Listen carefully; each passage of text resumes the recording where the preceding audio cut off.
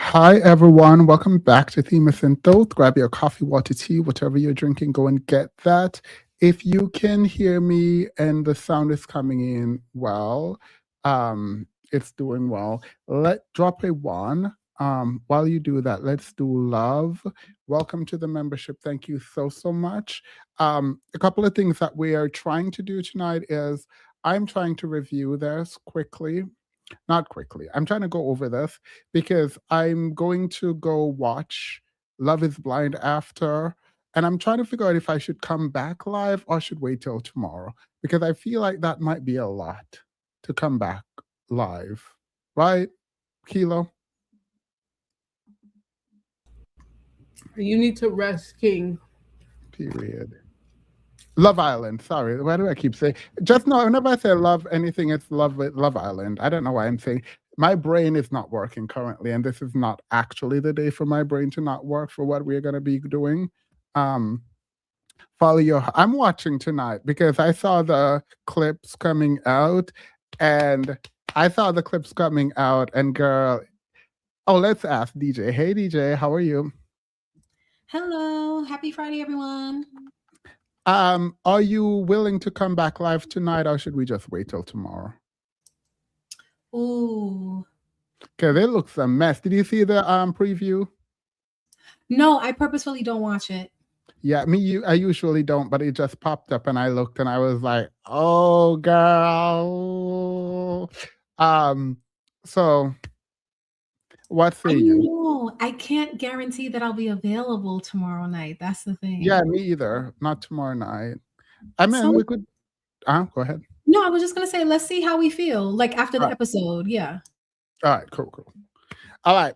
So welcome everyone. Welcome Kilo. Welcome DJ. Thank you both for coming back. Before we get into like serious stuff, I wanted to take a moment to show you something and I want y'all's reaction about this. Like I do actually want y'all's take on this. Ready? Sorry, I was drinking water. Yep, ready. All right. Yep.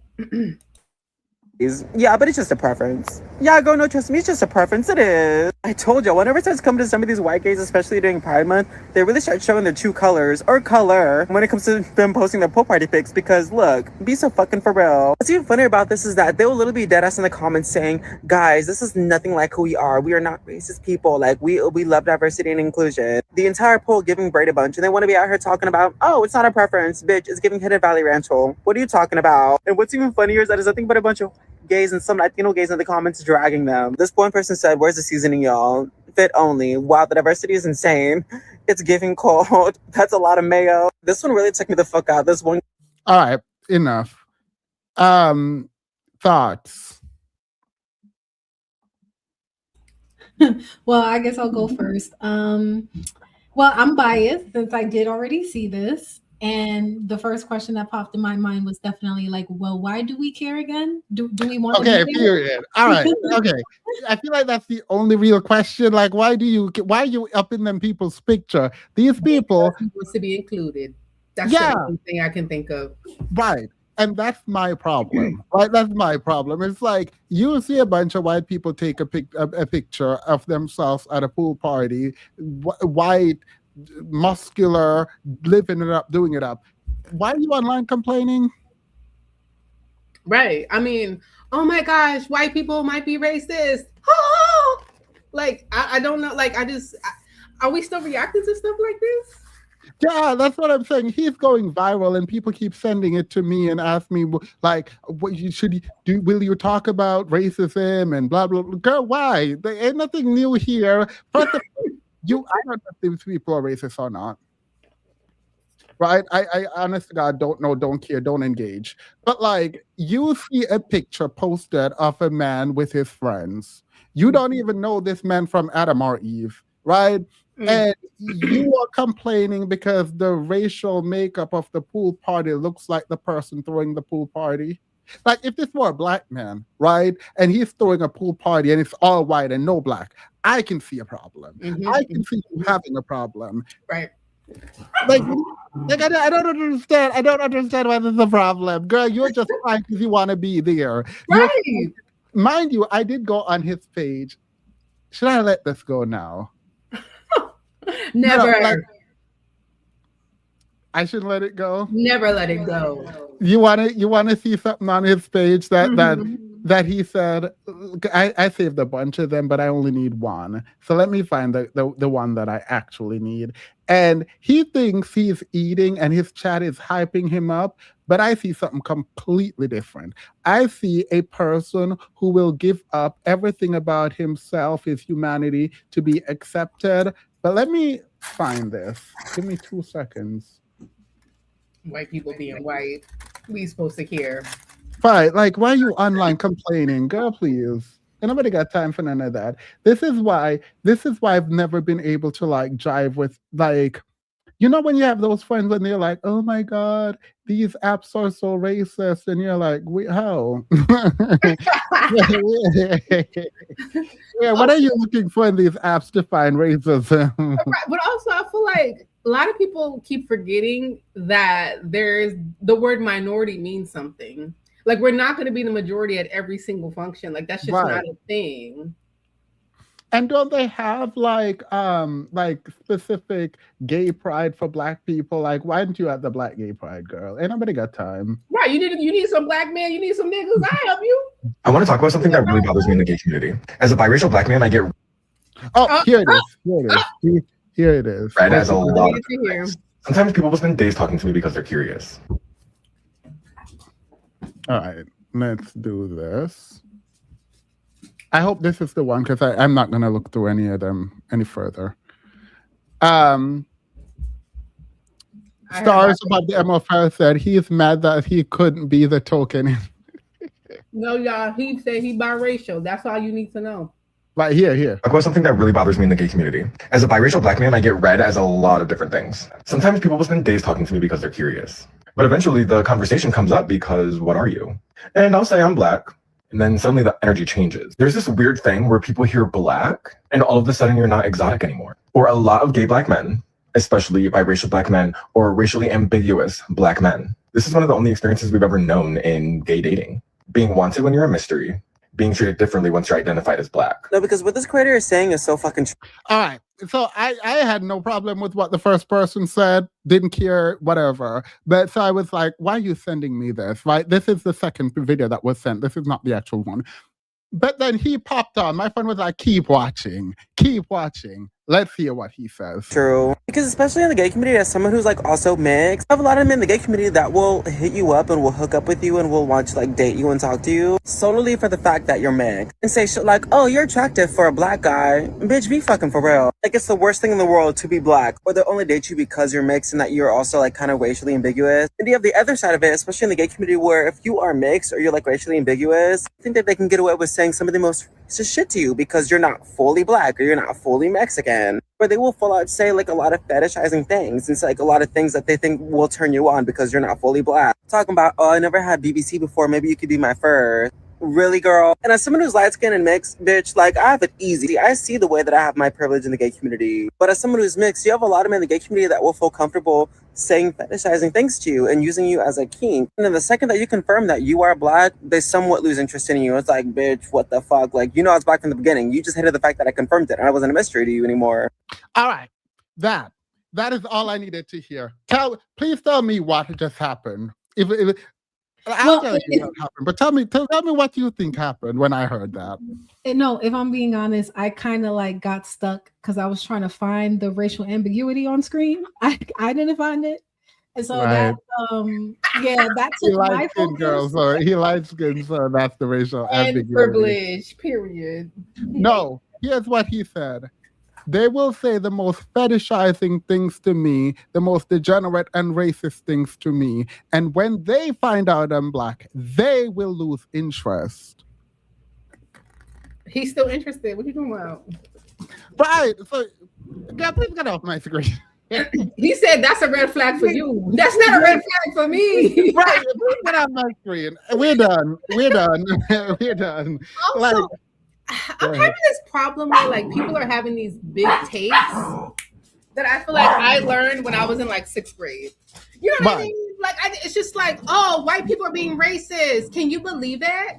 What did you think that because you were gay somehow you were opting out of racism? Like I'm not understand. Like what's happening? What are you confused about? What's surprising you right now? I don't like the idea of attempting to use social justice language to pressure people into dating you. That's insane to me. I think people should find you attractive, whatever barometer they use to find attractiveness, if you're racist or whatever. Like, why are you so pressed to be involved with people who are racist? That's weird. But also, you're coming on pretending like you're a social justice warrior while also admitting that people say the most degenerate, vile, racist things to you, and you're sticking around and you're upset when they decide to leave you after calling you all kinds of degenerate foolishness. Are you dumb? And then the dumb idiots in his comments are like, oh my God, I'm so sorry this is I ain't sorry, nothing has happened to you. If someone can sit up there and call you all kinds of names and you sit there and be in their face and then come online complain that they lost interest in you, you deserve every bit of what you got, please. You deserve how every bit of often is what you this got. how often is this happening to you, sweets? Because after a couple times, I have to wonder what kind of men, you know what I mean, you're getting that are around you, that you're in Right. company with. Because why is this a thing for you? Right. Also, Ugh, I hate the way when people talk like that. Be mixed. It's like, please, I just don't. I don't have it in me. I don't have it. I just don't have it. Anyway, I just wanted y'all thoughts on that because I thought I was tripping. I was like, oh well, I don't see the problem here. Like I don't like. It just sounds like a black man wanting to get, or mixed man, my bad, trying to get involved in white people business, and they say, no, ma'am, I do not eat like eggs and ham. So that's not on that. All right, let the intern come back with the foolishness. Mm-hmm. We're gonna start. DJ, you haven't watched this, and this is good because there are some people who did not watch Obsession, but there are some things we need to talk about. And it's not because I care about the movie, I wish I did. I think it was a great movie. But for people who haven't watched it and do not plan to watch it, I think we need to talk. And for people who have watched it, we need to figure out why men and women online are so confused. Because ain't nothing confusing about this movie. Ain't nothing. Zero things are confused about the movie. No spoilers. I'm gonna watch it. You're not gonna No. watch it. It's a horror movie. You're not gonna watch It's a it. horror. It is scary. Like It is actually. Wait, very I love scary. horror. Do you? Yes. Listen, you be changing. You're lying. What?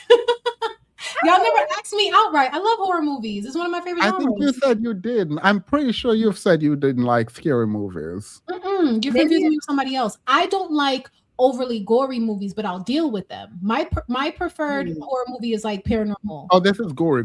This is actually Gory gory. now. No, Like substance gory. Yeah. No. Like like there's one brains particular- being smashed out on Yes. a steering wheel gory.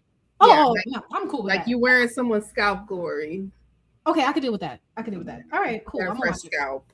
Man, Wait, so we can't talk about it? we finna Yeah, ruin it. You guys should have said something. Well, this is just like a small part of what we're gonna do today. So like, So do you want to like leave it for last so that anybody who doesn't want it to be spoiled, like they could kind of dip out? I don't mind still talking about it. I'm fine if it's just a portion.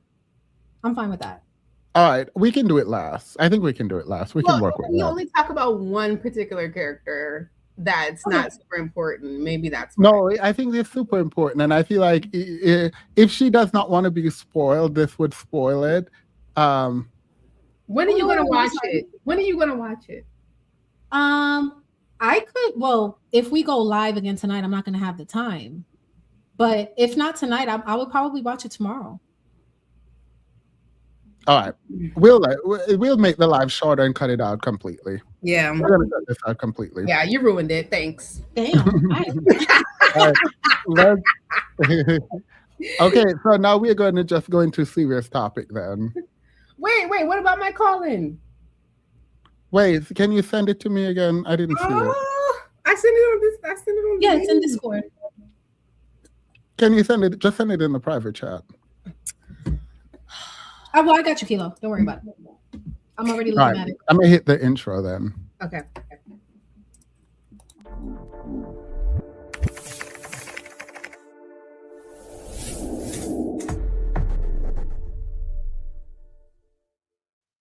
All right.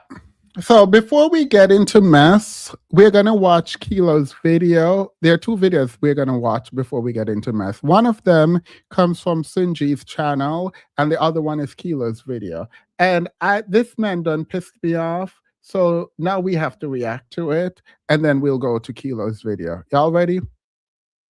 Yep. I need y'all's take on this because I wish Sin had like talked to him more, but like Sin is like debating people on TikTok now. But like I wanted to hear more of this. It's a very short clip, so I'm gonna play it. About women of no color who date black men, they want to have the option. All right, y'all, say something. We still can't hear you. Nothing, huh? I can hear you, yes. Okay. First of all, Miss Cindy, I would like to thank you. We were supposed to have a meeting last week. I wondered what happened. I wasn't available last week. Something came. I can see her mind working. I Yeah, can see her. like, why you think you're gonna press me about some meeting that I didn't show? Girl, please. I didn't want to talk to you last week. It's that simple. Like I didn't So that she was about to drag him. She had to She run was. so fast. You saw her thinking. She actually held back. You see her thinking of a response. Yeah, like, what do you mean you gonna press me? Like, girl. Closer to your microphone. I think that's the issue. So hear me better? My audience don't have a problem hearing me. It's weird. Nothing, huh? I can hear you, yes. Okay. First of all, Miss Cindy, I would like to thank you. We were supposed to have a meeting last week. I wondered what happened. I wasn't available last week. Something came up and I just wasn't available. Thank you for having me on your platform. Before I begin, I would like to refrain from any name calling so that way we don't end up and having a situation where it's unproductive. I would like to have a productive conversation if that's possible with you. Of course. Of course. My thing is, here's the thing. One of the worst times to have an interview is when you're over it. Like, she already over the interview, and it's like, girl, just get on, because you're pissing me off now. Because he's doing too much like prerequisite stuff. You know what I mean? Like it's Yeah. too much stuff. Like just talk. Just say what you want to say. Let's say that I'll get right to the point. I'm an exceptional black man. I am the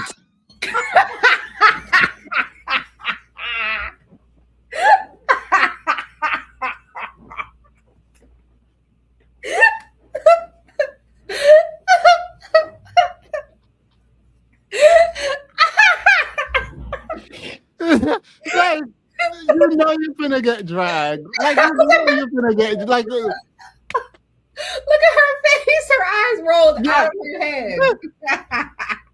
Now, why would you ever go on someone's line and do some foolishness like this? Like, look at how she responded to The way you look. And I just wasn't available.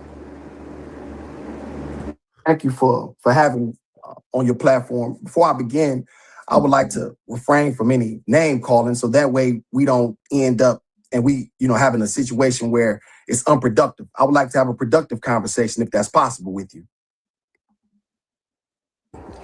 Of course. Of course. Let's say that I'll get right to the point. I'm an exceptional black man. I am the king of black masculinity. There has never Okay, been. so can we stop right there and can you tell us what makes you an exceptional black man, the king of black masculinity? I was just about to tell you.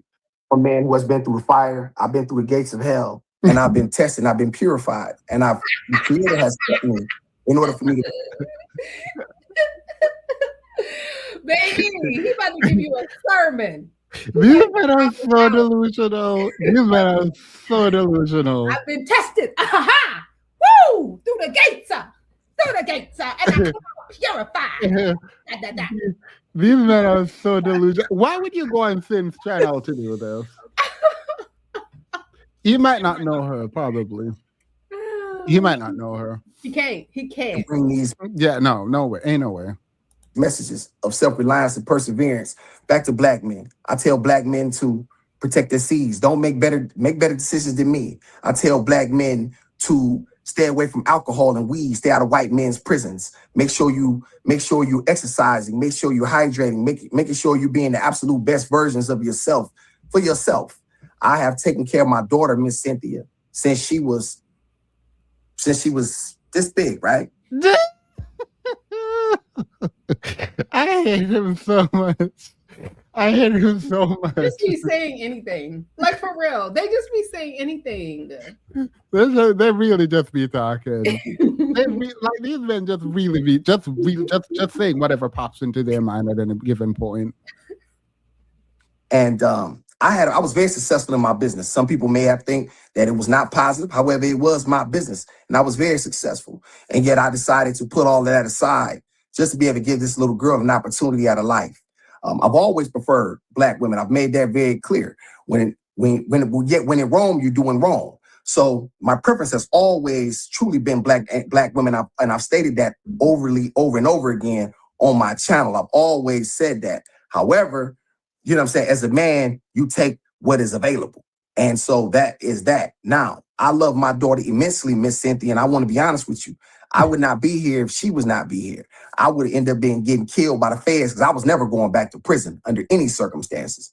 But she saved my life and she gave me something to care about when I didn't have anything. So Okay, we have to take a pause for the cause while I respond to some of the things you said. Let me just respond to some of the things you said.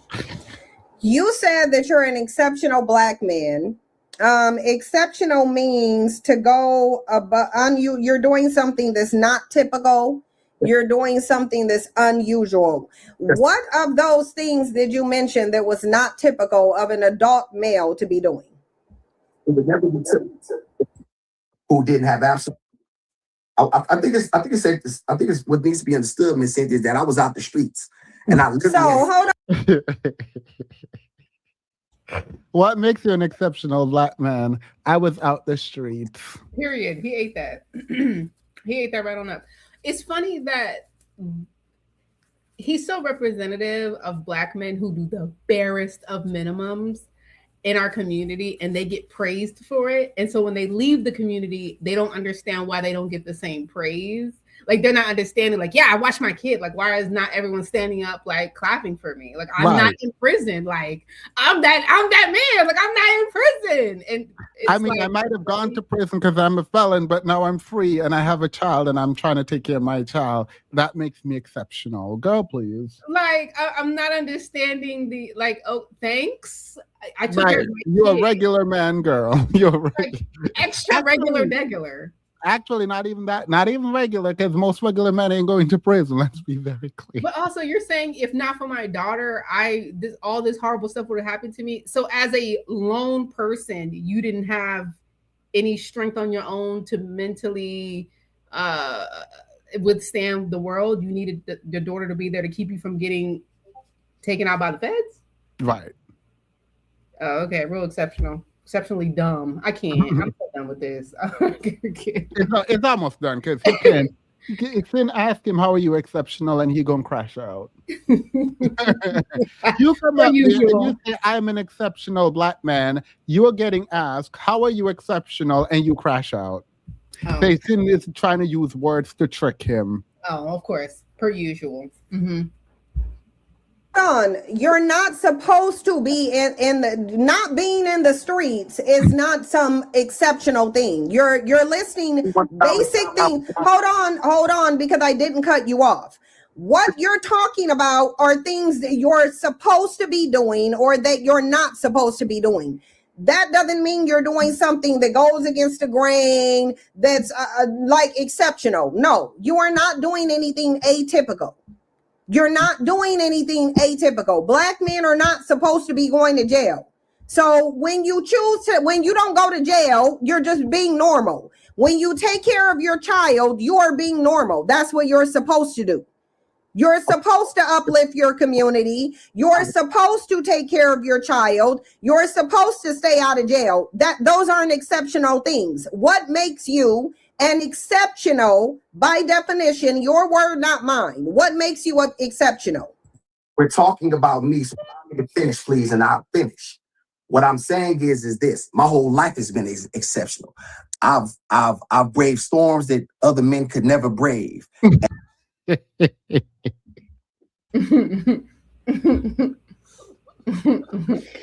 Oh God. God, I can't. I remember I'm getting flashback to when these men used to come on this panel to talk. Like I'm getting like really bad flashbacks. I'm already exhausted. Right. And I'm here only to show black. List them and tell us how they're exceptional. I know you want to session and you have a. So here's the thing. I don't have discussions where you throw a word at me. The word has a definition, and then everything that you say after does not fit that definition. It doesn't meet the litmus test for exceptional. I'm telling you that what you are describing is regular, basic. So being exceptional, hold on, stop talking over me. Stop talking over me. Let me read you the definition because you don't understand the word that you're using. Being exceptional means standing out from the ordinary. It describes someone or something that deviates from the norm, whether that means possessing a highly superior level of skill, intellect, or quality, or simply being a rare, one-of-a-kind exception to the general rule. Explain to me how you're a rare, one-of-kind exception to the general rule.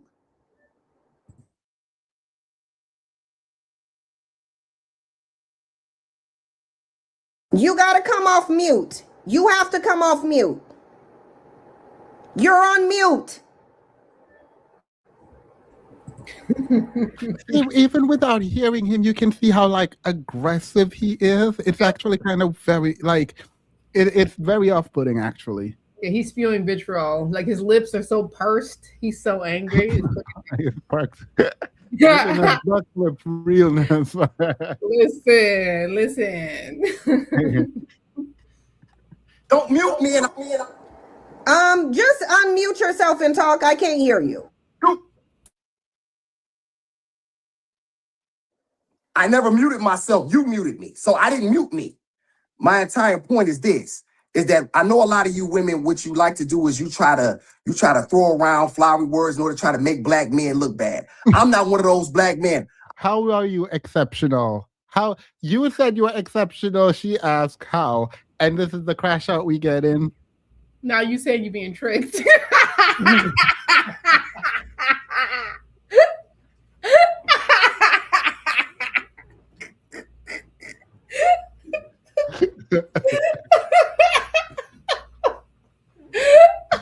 How could you trick me? What? Yeah, you use flowery language. Wait. You said you were exceptional, girl. I'm trying to figure out how. Isn't this the time for you to boost yourself up? Like, I'm exceptional. I make $3 million a year. Like, I don't know. I'm just making things up. I just realized, Themis, he didn't know what exceptional meant. Mm-hmm. I figured. Yeah, he just said, like, people just say it. He just said it. He didn't know.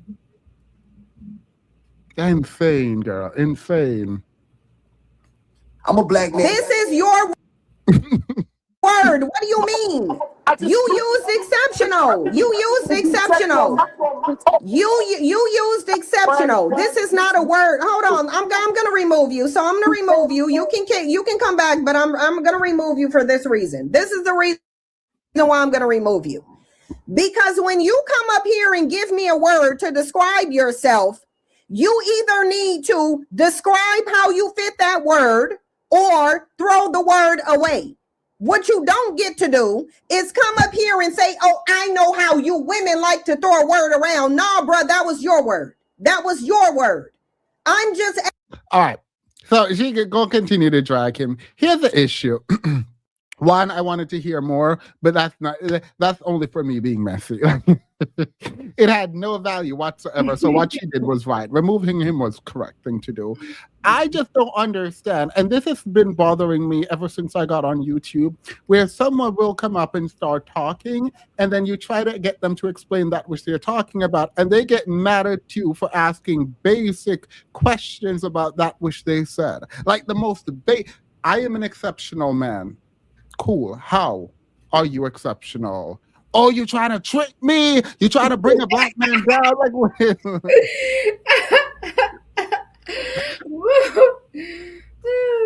it's so obvious that they're used to not having to explain themselves to anyone ever. They just talk.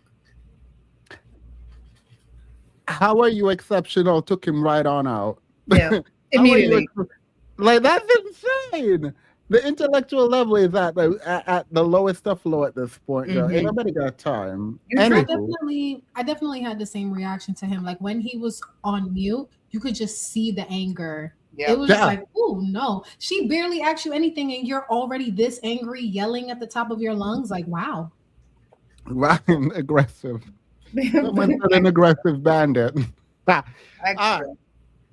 We're gonna go to something more serious right now. I was gonna make a video on that on its own, but we're gonna get to something more serious. Are you guys in the chat? Drop a 1 if you are, and you guys up here, Kilo and DJ. Let me know if you are you guys aware of the Carmelo Anthony case from Texas?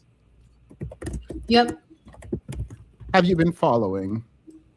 Not as closely as I should have been, but I'm aware. I'm aware of the Oh, sorry, my bad. Kilo corrected me. We're not there yet. No, you don't want to watch my video. That's no. I had forgotten. Oh yeah, get into the mess real quick. Yeah. Sorry, we can't do this and then do mess. We have to do your mess before we do this. So we have a lot of one.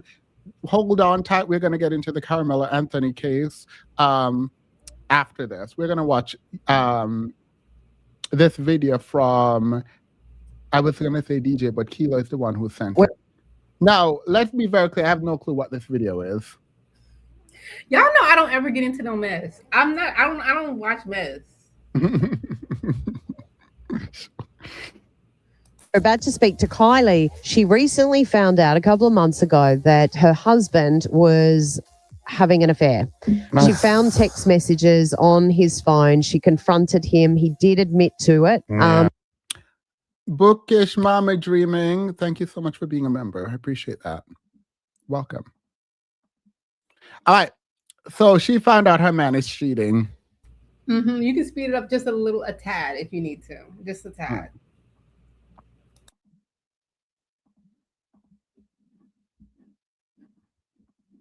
But he said he would stop. However, Kylie doesn't believe it has stopped and now wants to confront the other woman and say, stop, like you're ruining my marriage. Hi, Kylie. What a...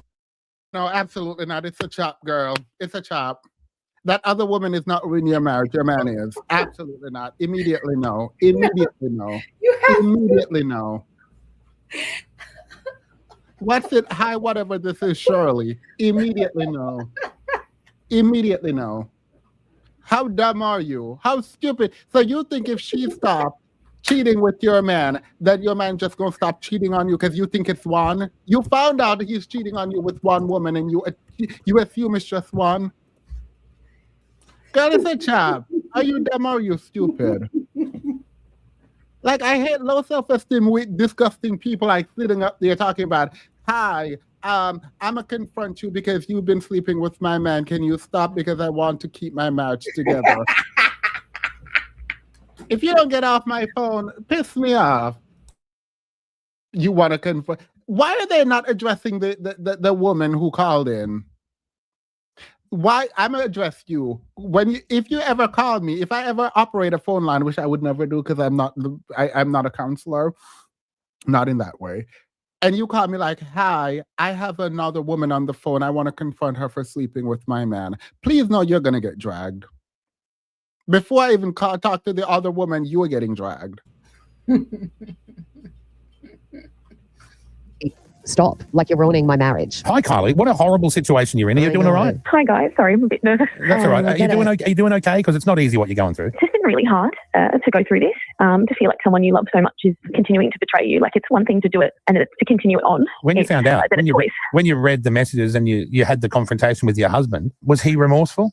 He was, and he, I think seeing how upset I was, like, I'm not an emotional person, and him seeing how much this broke me, that really, I could sense that he felt really remorseful, and this was one of the reasons that I wanted, to keep going, because we've been together 8 years, married nearly 5 years. How did you first of all find out, like, what text message did you stumble upon, and who was she? How did he meet her? I had a feeling, because he was being so dismissive and a little bit more apprehensive about coming home. Like, he works in real estate and he does work a lot. Like, this is one of the reasons it took me so long to figure out that he was actually doing this. Yeah. Because, as you know, in real estate, it's multiple different hours. He does like a lot of overseas real estate. Usually he'd come home and be so excited, and he just wasn't anymore.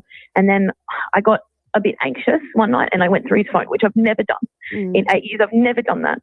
And I went through and I found multiple messages to this woman who I'd heard of from his work. Yeah. She works with him? Yeah, and I was able to look on the real estate website.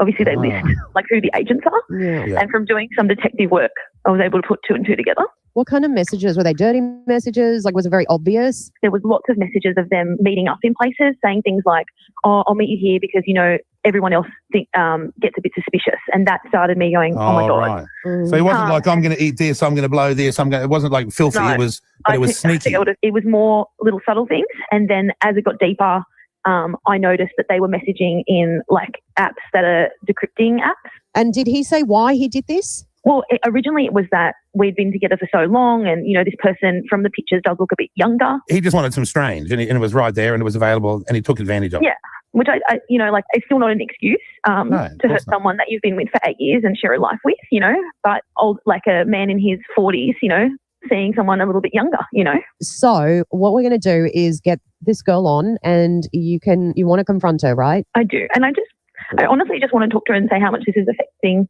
myself, and what she's doing actually causes What so if many she said? problems. What?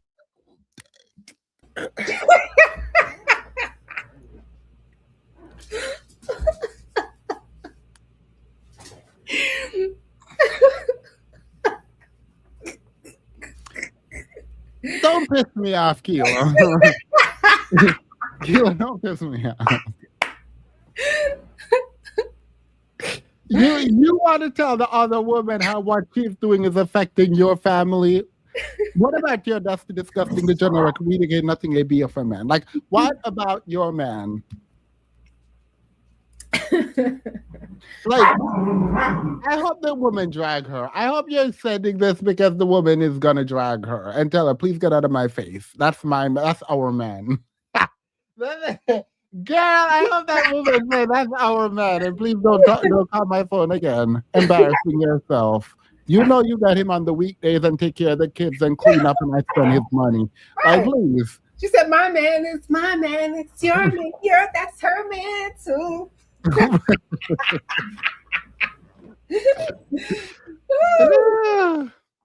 What if she says, no, it hasn't been happening. You shut it down. I know.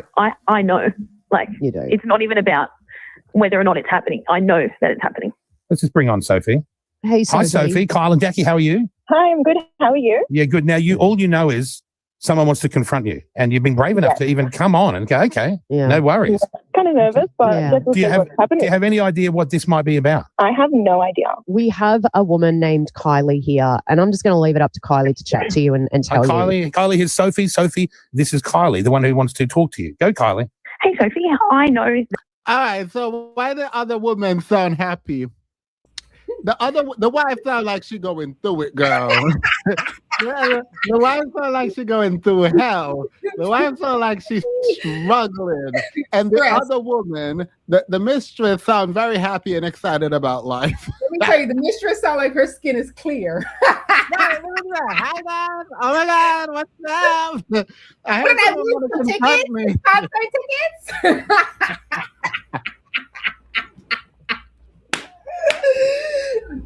Oh, Jesus. Ain't no reason, girl. Ain't no reason. This would be my 10 reason.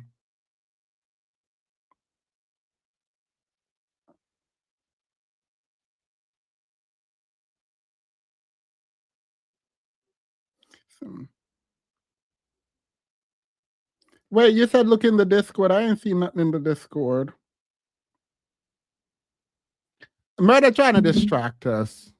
That you don't know me, and I know that I probably haven't even really been mentioned, but I believe that you are sleeping with my husband from your workplace. Wait, I don't think I was. You don't know me, and I don't even think I've been mentioned. Okay, that's not my problem then. Right? If you're the side chick, the mistress, and you ain't know nothing about a wife, maybe that's not what she said. But I believe that you are sleeping with my husband from your workplace, and I need to know. Kylie here, and I'm just going to leave it up to Kylie to chat to you and tell you. Kylie, here's Sophie. Sophie, this is Kylie, the one who wants to talk to you. Go, Kylie. Hey, Sophie, I know that you don't know me, and I know that I probably haven't even really been mentioned. But No, that's not. You don't know me, and I've not been mentioned as the wife. Please get off my phone before I cuss you out. No, she's saying, oh, you may not have known he was married. He is, so please leave him alone. Mm-hmm. I don't know, dude. I don't sound truthful. This man is a multi-millionaire, driving here and there, flying here and there. I don't believe you. Because if you were married to him, then he would have not cheated. He would have told me about you. I would have known. I can't take your word for it, girl. You're trying to break up a happy home, my home. You're trying to break up my mistress' home. You never got time. Please. I believe that you are sleeping with my husband from your workplace, and I need to know today if this is continuing. Are you still sleeping with my husband? Yes or no? Your husband, Brad. I don't really know what to say to you. I just need to know. Well, she knows that you guys have had something in the past. Her husband's admitted it. She wants to know, is it still continuing or is it done? Yeah, who your husband be? Because there's multiple people on my roster currently. No, that's what it gave. She said, what's his name? She said, what was his name? Let me check my files. Let me check my calendar. Y'all being way too vague. And the way my life's set up, I can't really confirm or deny. I am so sorry, babes. I don't know who your husband is. I'm sorry to this man. I do not know this man. Let that man be giving me some money. Oh, I don't know you. Right, guy, you play too much. And I better got time. Mind you, the only time you have a responsibility to a wife is if you know that they're there. And even then, your responsibility is not to the wife, it's to your own integrity. You know what I mean? Right. Get off my phone. Trying to get me fired from the one employment I have. It's still kind of continuing. Okay. Well, thanks for that honesty. Kylie did know that, but Kylie, you want to talk to Sophie? This is fake. How you know what they're talking about? Maybe she's a loyal woman. The side chick, maybe the side chick only have one. So period. Well, it's the guy at work. So I mean, unless she's sleeping with everybody at work. I mean, she could be sleeping with like 2 or 3 at work. Well, that's why she said, "What's his name?" And she told him his name. They couldn't because we aren't here. No, he didn't say the name. They said it was like Brett or Brad or something like that.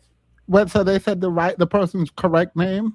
Maybe they overdid it. You know how they use AI? So maybe they overdid it with another name or something. But they definitely said a name. This is giving fake, but let's pretend it's real. Girl to girl here, right? And explain to her. I just want you to know, like, how much this is affecting me. Like, you sleeping with... Get off my phone. Absolutely not. Absolutely not. Get off my phone. You're not about to cry on my phone, please. Please. I'm coming to you, woman to woman is insane.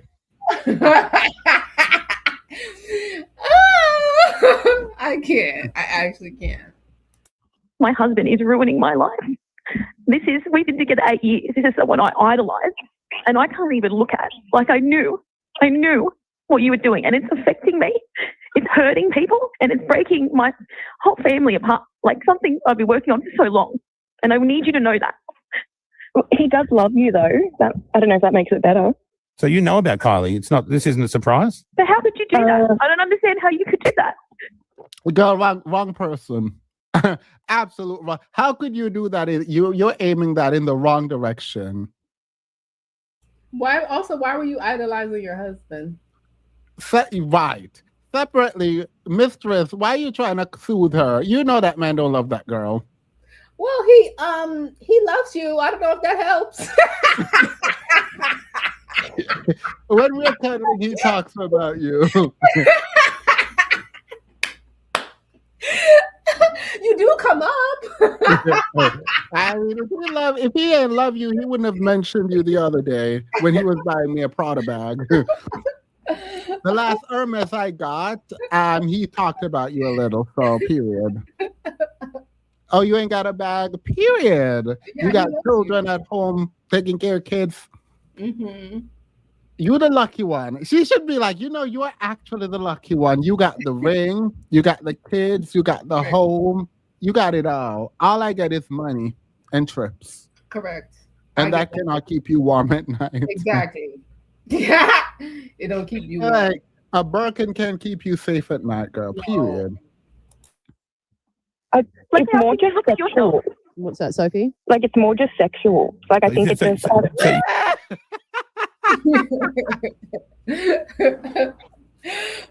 Sophia's like, girl, it's not that serious. Girl, it's never this serious. That is insane to say on the phone, girl. Sophie is playing in the other girl, Kyla's face. She is. But I kind of like Sophie. Because how you gonna tell me he love you if that helps, but it's just sexual? Mind you, I think Sophie is immoral, but I will never be addressing the side chick because the wife is out of pocket. Absolutely. What do you mean? So for the disgusting degenerate people watching now trying to clip me, because someone clipped me in my Discord talking about, Themis, I thought you were pro side chick. Now, girl, where you say all that? Where you saw that? Did you see that girl come up here talking about she had twin flame and then got mad at me? And then got flamed? That someone else's husband is their twin flame, girl. Period. Absolutely not. She got dragged. Crazy. So you're not romantically or sexually interested in the husband, but this isn't something that you guys want to be together. Is it this just a sort of wham bam, thank you, ma'am, primal thing, or we've kind of we've just... Wait, why is the man talking like this would be okay? Wait, why is that man?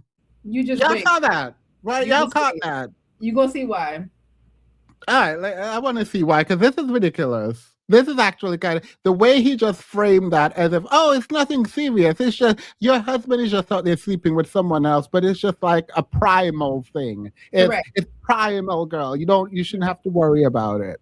Yep. Men love to come to the rescue, even though they don't even know these other men. Coming to the rescue. For what? That primal thing. Sally, you in timeout. If you primal, girl, put him in the jungle. Right. Discussed it, but no, not on my end. What, he's discussed what? I don't think I should be the one really saying this. Right, I think she used to kind of talk to Brad about it.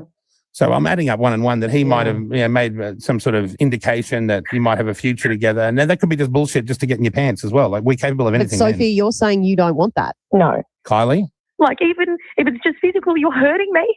Girl, Kylie, she's not hurting you. A man hurting you, and the girl just told you she don't want your man. Take that as a win and go back to your dusty man. When she's done using him, she'll ship him back to you. Right, because he loves you. You're welcome. Please. Yeah, this has to be fake, though. Disclaimer, we use AI to imagine what the caller might look like. Like, they put an AI picture over the names, but that's it. I think the whole thing is AI. They're lying. Mm-hmm. You're hurting me so much. I think it's different when you actually hear from the person that's hurt. Because when you're in the thick of it, I don't think there's a lot of thought for someone you've never met. Like, it's different when you hear from them, right, Sophie? Yeah. Like, I haven't done anything to you, and you're hurting me. No, she's not.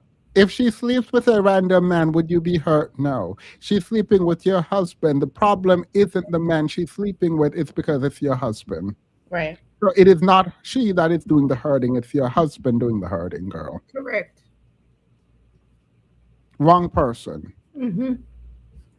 Never do this to someone. I would don't- never ever. And don't forget, Kylie, I know you're crushed, but it's not. Sophie should be like, you're hurting me. You're sleeping with my man. You're married to my man. So now what? Yeah. Now what? We're both I've been trying to get rid of you for months now, so I don't even want to hear that. I don't even want to hear that right now. You're married to my man, so now you're hurting me. No. When she said, "Are y'all still together?" I'd be like, "Are y'all still together?" Dude, that's my man. If everyone want to blame everyone but the person actually causing the harm, let's play that game. Let's go and play that game. Correct. Just Sophie's fault. It's also the husband's fault. No, you're right, and I understand that, and this is why he needs to be accountable for his actions. But she's young, and she has the opportunity to change and be better, and she needs to know this. She needs to know that doing these things is not the right thing to do. That your actions have consequences, and they hurt people, and she's hurting people. How does it feel hearing that? Is there anything you want to say to Kylie? Nope, not a thing, girl. Go be hurt. I am so sorry. I'm young in my profession and I need that promotion. Next game. I'm kidding. JK. No, seriously. Oh, like I'm sorry, but I just don't even know what to say. Like obviously never expected this, and then I just think she needs to speak to her husband about this because I'm one person. Like two people need to fix this, but yeah. Going to be weird. For It's going to be you- weird in the staff meeting this morning, isn't it? That's super weird. For you, Sophie, is this now enough for you to go, you know what, I don't want to continue this? Or are you still open to continuing it? No, I think hearing it in her voice, I think I'm done. I think this is a lot to handle. I It's know. not as fun. Not as fun when you hear the other side of the coin, right? Yeah, when you hear how it hurts someone. No. I actually don't sit and hate you. I just want you to know how much pain your actions cause. Yeah, Girl, do not put that on me. What? Do not put that on me. Like you starting pissing me off now because I just told you I am done. But if you really want to be hurt, I can make it hurt. Because you ain't going nowhere. So let's play games. Yeah. No. Wait. don't do that. Oh, so you want me to feel extra bad? Oh, let me do something to feel bad about then. Because actually, the divorce papers will be on your desk Monday. Right. Like, Don't play. Don't play around, babes. I can't. This is pissing me off for real. I am sorry, but I do have to. I'm going to go. I think you need to speak to your I husband. get it. Thank you for coming on, Sophie. I really appreciate that you came on. Sophie not about to stop, by the way. That ain't stopping nothing around there. No. She wasn't done. Wait till you hear what he has to say, though. Him? Yes, This yeah. one? Mhm. I don't care nothing about what IBAG has to say. I do not care what a man has with the luggage under his eyes have to say, but let's hear it. And good luck. You know what? This brings up some triggering. I've been the guy in this situation before. Of course you have. Of course you have. Even looking like you look, I'm sure you have. The fact that you were able to even get a woman is the first miracle. It's going to take the miracle, a phenomena, the blood of Jesus, the Father, the Son, and the Holy Spirit for you to get another woman. And somehow you did it. Yep. That And you is still absolute- cheated. right. That is absolutely insane. That is absolutely insane. And you can look at him and hear how he talks and know that he was deep in the foolishness. Yep. With women who look just like him. No shade. No tea. No shade.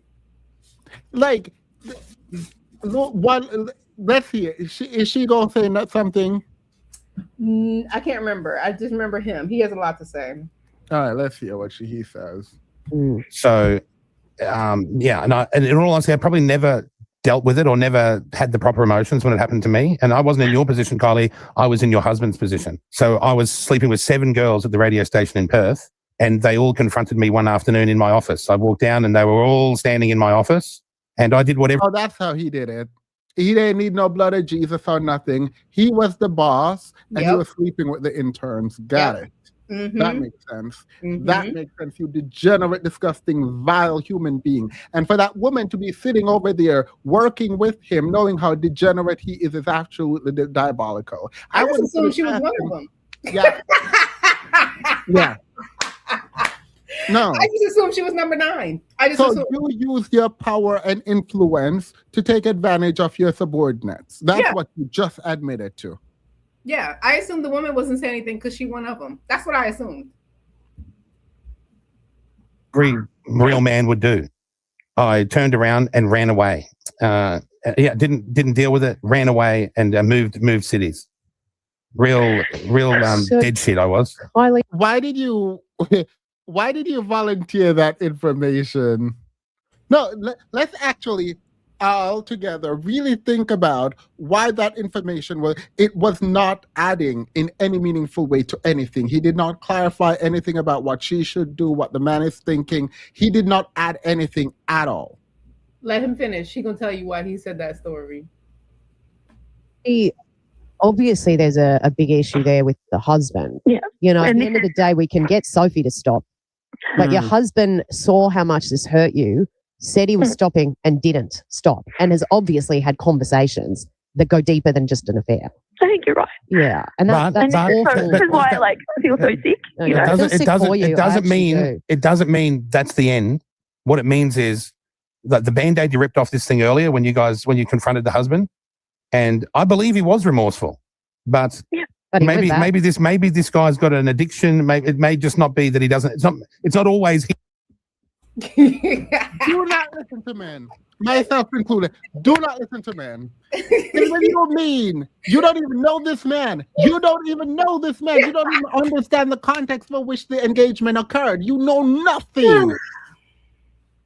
Mind you, you didn't even say you were remorseful. You said you ran and went to a different state and just started a whole new life.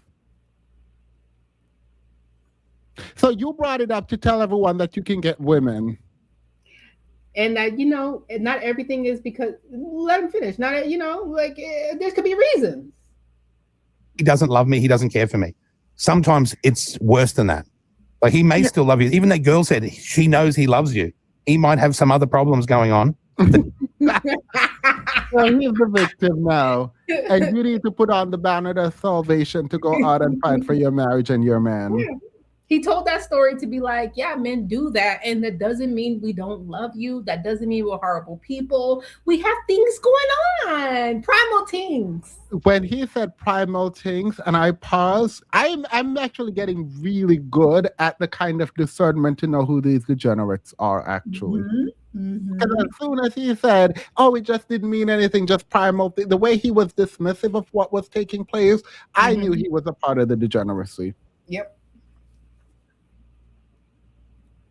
Looking like he looks. Right. That is insane. The fact that y'all have these ugly men out here.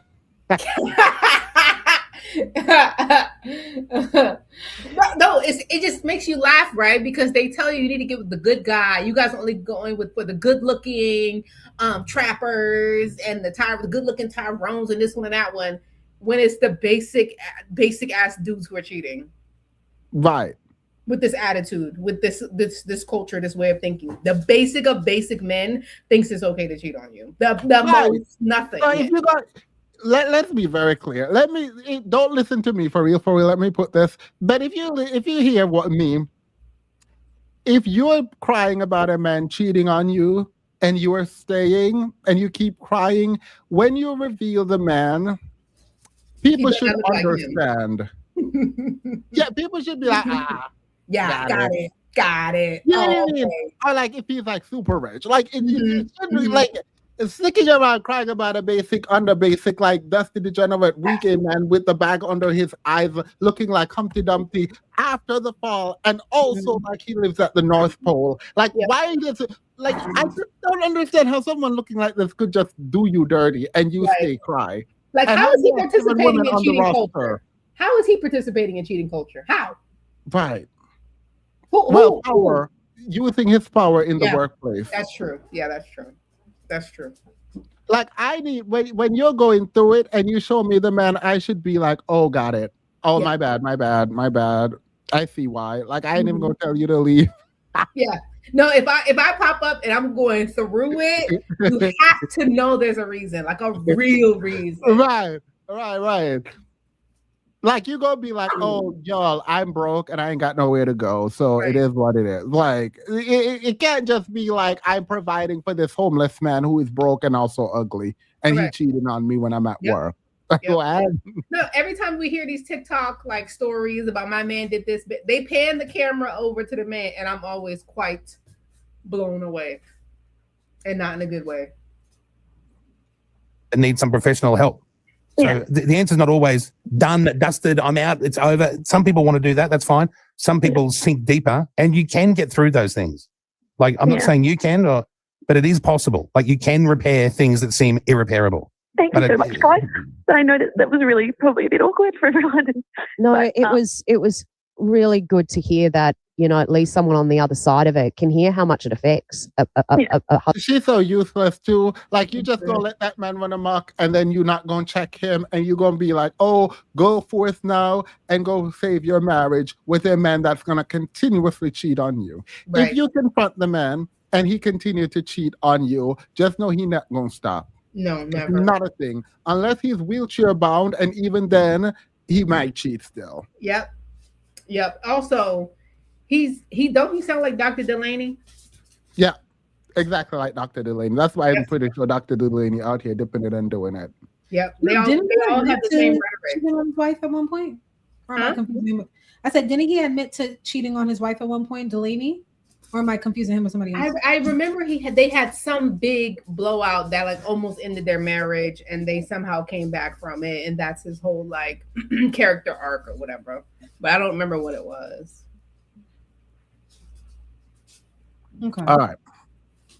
So now we go to Carmelo Anthony. Okay. Mm-hmm. There's a lot of things I can say about this case. The first of which is y'all delusional. Y'all people are delusional. I'm not even gonna laugh. Y'all are delusional because I don't know what. I remember being on TikTok and people dragging me up there like a year ago, telling me I don't know anything. You don't know anything about law. Because I don't announce myself as a profession ever. I just go up and start talking. And so they're like, you don't know nothing about law. Why are you here? You have an accent. You sound gay. Actually, you are the F word, and I'm going to remove you. Mind you, I'm just asking basic questions about like self-defense. Basic questions about self-defense. Here's the problem and why people are delusional. There was no way this man was going to get off. This boy was going to get off. And then for him to not take the stand, it was not like, if you are going to say that your defense is self-defense, right? There were aggressions, people were aggressive, and they were about to attack you, or they were attacking you, and then you needed to defend yourself and push back. We now need to know what you reasonably believe, and that needs to be that you were in danger. Mm-hmm. Your attorney's job is to convince the jury that you were in fear of your life. Part of how you prove that is you taking the stance. I understand what pleading the fifth mean. I understand that there should not be a negative inference drawn from a person not taking the stance and defending themselves, but it was going to be a tough. Without you going up there to express how fearful you were in the midst of a bunch of white people around you attacking you, it was going to be a chop, girl. Mm. Okay, so for people who do not know what is happening or what happened on, I think, the 9th of this month, the verdict came back and he's guilty of first-degree murder. And he was sentenced to 35 years. This is at the time, 17-year-old, at the time of sentencing, 19-year-old, right? And so everyone is like crying because the jury were given an instruction that if they so believe, and they gave them the jury instruction to say, you can actually lower the charges, and instead of first degree, we could go to manslaughter. But you would have to justify that, right? The jury won't be able to come out and justify what they do. They could have just done it. And people are mad that the jury didn't. I'll say upfront that 35 years seems excessive for a child. The issue is in Texas, he was tried as an adult. And now let's get to the facts of the case. Demas, I'm sorry, but Black lives only matter to Black people when it's a white person involved. Black people never cape for Black femicide and Black women's plight. Also, Carmelo's girlfriend is Hispanic. So the last sentence does not matter to me in the least. not even a little bit. My issue is about law and the way that this case has been framed online. There's a lot of content creators comparing this case to the one, I think it's North Carolina, right? Another place in the South, where a Asian man who owned a store gunned down a boy stealing water, right? He claimed was stealing water. The boy was running away. The store owner ran after the boy, shot the boy dies, and now he's like, oh, it was self-defense. If you have the feeling that that's not right, you are not wrong. You're South Carolina, thank you. You are very correct. That does not make sense, right? And so the call for justice is a call for that Asian man who shot multiple people up allegedly, or shot after multiple people to face justice, right? And so there is a way to deal with this case where we are talking about Carmelo and what justice requires in this case in a kind of a vacuum. And then there is a larger cultural lens about Black people being disproportionately convicted for crimes when they use self-defense as a means to get out of whatever sentences they're doing as a defense. I don't like saying self-defense as a defense, right? And we are white people who use self-defense tend to get off when the facts are ambiguous enough to claim such self-defense, right? Especially when the self-defense aggression is against a Black person or a person of color, quote unquote, where the reverse is not the case, right? We can look at statistics around this. Now, we can do that and we can talk about the call for justice and what this means. But when we are saying that a young boy, 17-year-old, should be able to stab another young boy, 17-year-old, for calling him a name or trying to push him out from under a tent, you've lost me. You have lost me. Carmelo is wrong. 35 years is also inappropriate. If this is a child, we need to treat them like a child. And the Texas court makes it very difficult to treat them like a child because they're going to be treated as an adult, right? So what happened? For people who do not remember, we're talking about a track meetup in Texas, right? Two schools come together. They're about to do a race or whatever. It starts raining. Carmelo School did not bring a tent. The McCaff School did bring a tent, and so Carmelo goes under the tent. Now, there is a question about why he went under the tent, because he was, based on all the evidence presented in the court, based on court reporting of what was presented in court, it seemed Carmelo was the only one under the tent from a different school. He was told to leave. There is the evidence here and the testimony here seems off, because some people are saying that he was pushed out. Some people said he was wrestled out with like a football move because Austin was on the football team.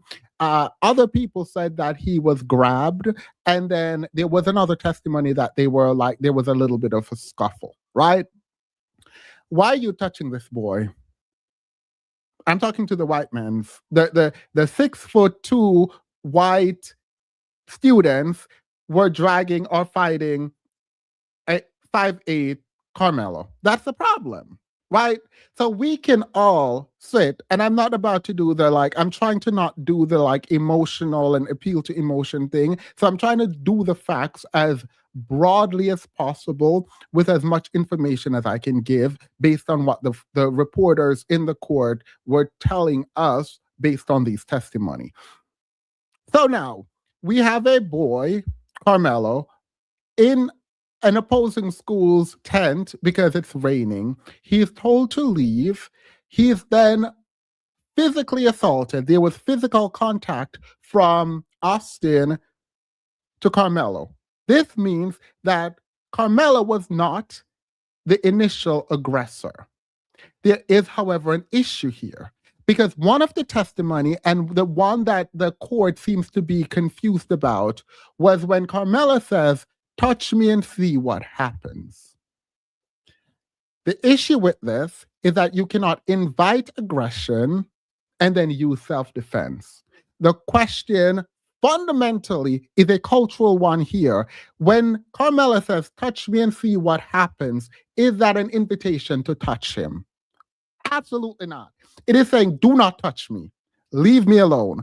But outside of the cultural context and the fact to me that the defense attorney did not cross-examine the witness in this case to explain to him, or use his words to explain to the juror that by saying, touch me and see what happens, it's not as explicitly read as we would want it to be, right? It is saying, do not touch me, actually. It is, don't approach me, do not be aggressive. But outside of the cultural context, and with white jurors, with white attorneys, with white people engaging in the conversation around this, it feels like there is a misunderstanding of what touch me and see what happens mean. You know what I mean? He got touched and he stabbed the boy. Why do you have a knife? I asked this question, why did Carmela have a knife? And there are multiple people telling me it is not illegal to carry a knife less than 5 inches in Texas. That is not my question. Why did Carmelo at a school event have a knife? It might not be against Texas law to have a knife, but it's against school policy to have that knife. Are you dumb? Because you want to defend someone does not mean you get to completely negate the issue surrounding what is happening. You don't get to negate the facts of the matter. You are not supposed to have the knife on school property. Now, is this an altercation because he has the knife? Some people are like, oh, kids just carry knife. I don't know why. No, that is not good enough. It is not good enough to say kids just carry knives. Kids should not be carrying knives to school. And if we can't agree on that, we already have a problem. So we have 2 boys growing up in a very toxic patriarchal culture, right? We are trying to figure out what makes these boys tick, and we're trying to prevent them from ticking too much, because ticking for these boys causes harm to a lot of people, not just themselves, but other people around them. And now we have a boy dead, right?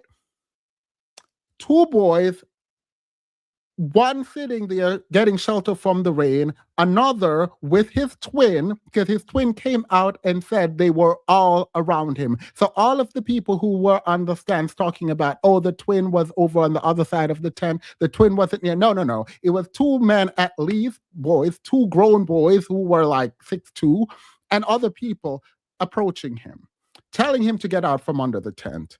He should have left, right?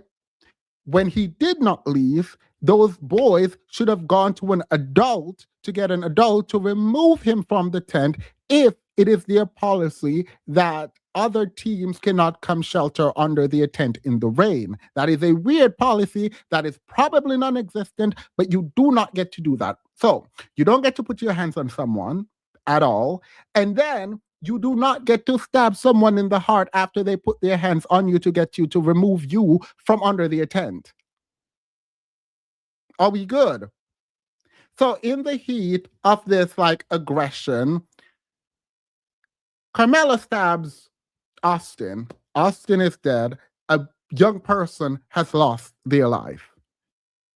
Carmelo is now facing first-degree murder. And I'm pretty sure, it is you're going to prison.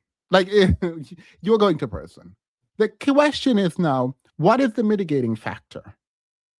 I think it is a mitigating factor that this is a child, that the aggression must have felt overwhelming. And I think there is a larger conversation about how we raise boys to feel like everything is disrespect, and how we treat disrespect, and how retaliation can be, oh, you just stab someone, or just get into a fight, or you shoot someone. Maybe we need to have a larger cultural conversation about how we deal with disrespect, right? But 35 years is a bit excessive. So the reason I wanted to talk about this is I do not like the way that the conversation has been framed in making Carmelo out to be a victim, but also ignoring how he's a perpetrator of harm. In a similar way, I don't like the fact of victimizing Austin. He is a victim because he was killed, but he was also the initial aggressor. Let's be very clear about that. And then you have to add a layer. We're in a racist system. We failed. We were enslaved. We were subjugated. We're currently subjugated. What does that look like in the system? How do you operate in the system? Because now the question becomes, and the meaningful cultural question becomes, if this were a white boy who stabbed a Black boy after the Black boy and a bunch of Black kids were trying to remove him from their tent, would he have faced the same consequences?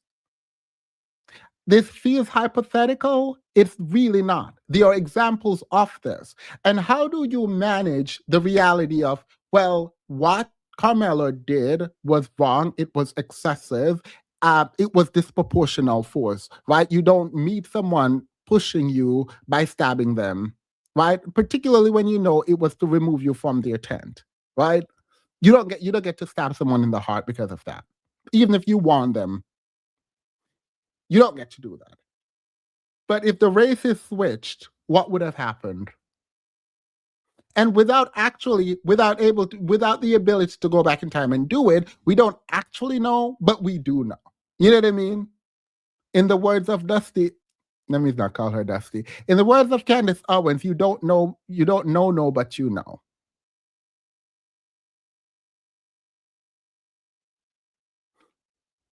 There is a dead boy and another boy going to prison for 35 years. We have a problem. We have a cultural problem, and we have a judiciary problem. We have a problem in our judicial system. Yeah. All right. Do you guys have any questions on this or like concerns? Because there's a video I want to watch. This guy I usually like, but we need to talk a little bit. But do you guys have any questions? Not really a question. I do feel like a lot of the time when something does happen and Black boys are involved, we typically run to not really cover their actions, but we tend to refocus our attention away from actual solutions or addressing anything within our community. That's Right. the very first thing that we do. Yeah, because it's like, oh, racism, and that's it. All right, we're good.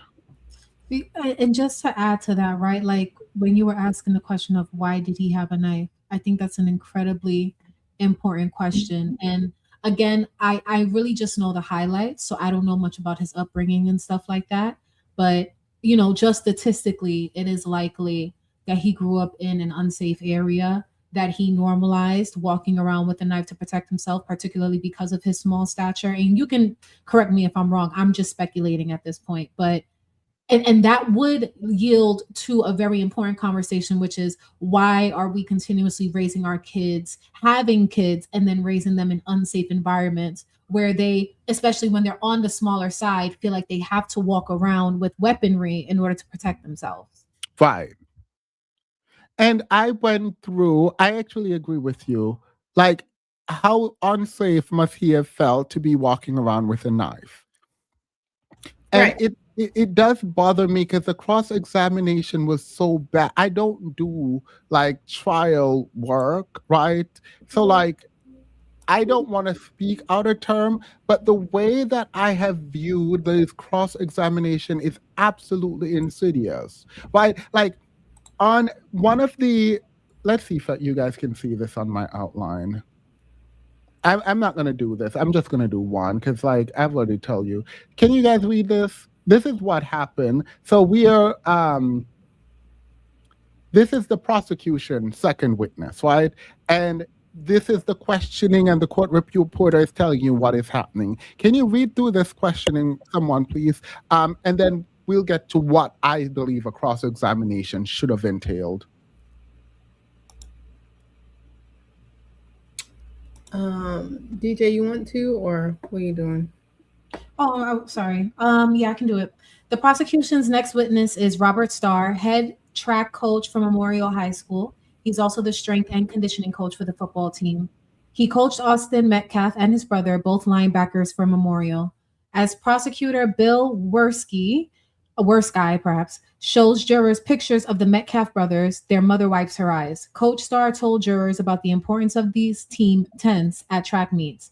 He said that they are meant specifically for students of the school. Worse guy, why do they have a policy on bringing weapons? Excuse me. Witness, weapons are not allowed in any shape, form, or fashion. Witness is spelled wild. Where was I? Senior crime and justice reporter Rebecca Lopez filed these notes from this morning's proceedings. He said Anthony was seated and Austin was being aggressive. Jobin Paniker continues his account of the prosecution's second witness, track coach Robert Starr. Starr testified that kids have to sign a code of conduct that includes a prohibition on bringing weapons to a school event. Sorry, the mouse. Yeah. The mouse placement kind of threw me off. He said kids bringing weapons may happen in some inner city districts.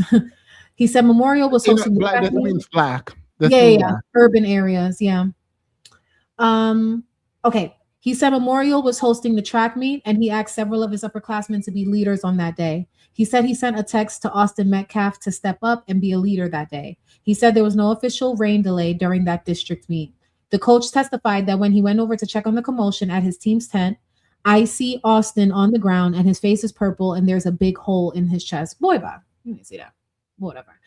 Coach, do something, the coach said. Hunter Metcalf told him. He said students pointed to Anthony as he was walking to the track. The coach said he approached Anthony. He was walking very calmly, and I asked him, "What the hell did you do?" He said Anthony responded, "He put his hands on me."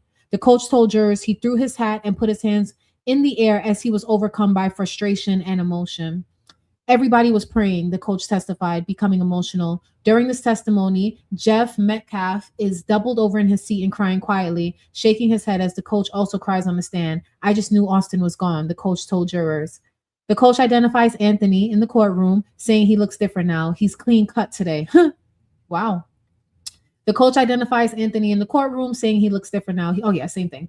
Coach Starr, who is black, testified he threatened to kick Austin Metcalf off the track team because he decided to go fishing and leave early from a school event. Starr said he let him back on the team for this district meet because he was a captain of the football team and wanted him to learn a lesson. Prosecutor Bill Werski showed a text exchange between the coach and Metcalf. Be a leader. I'm going to lean on my older guys. For sure, coach, I got you. The day after the stabbing, the coach said he texted Metcalf's phone, even though he knew the young man was gone. Love you, man. Sorry I didn't say enough. He cried in court as he read the words out loud. Boy, bye. All right. So this is a black man who is the coach, testifying of how great the Metcalf kid was who got stabbed, right? And he's saying essentially this is not about race. He's also talking about Anthony looking more clean cut today, which is a very strange thing to say. Then separately, he's saying, I told Austin to take care of the tent, essentially saying he has a right to monitor who gets in and out from under these tents, right? That's what the coach is trying to build up here, right? Why on cross-examination was there not? This is the cross-examination, by the way. Let's read it for 2 seconds. Here you go.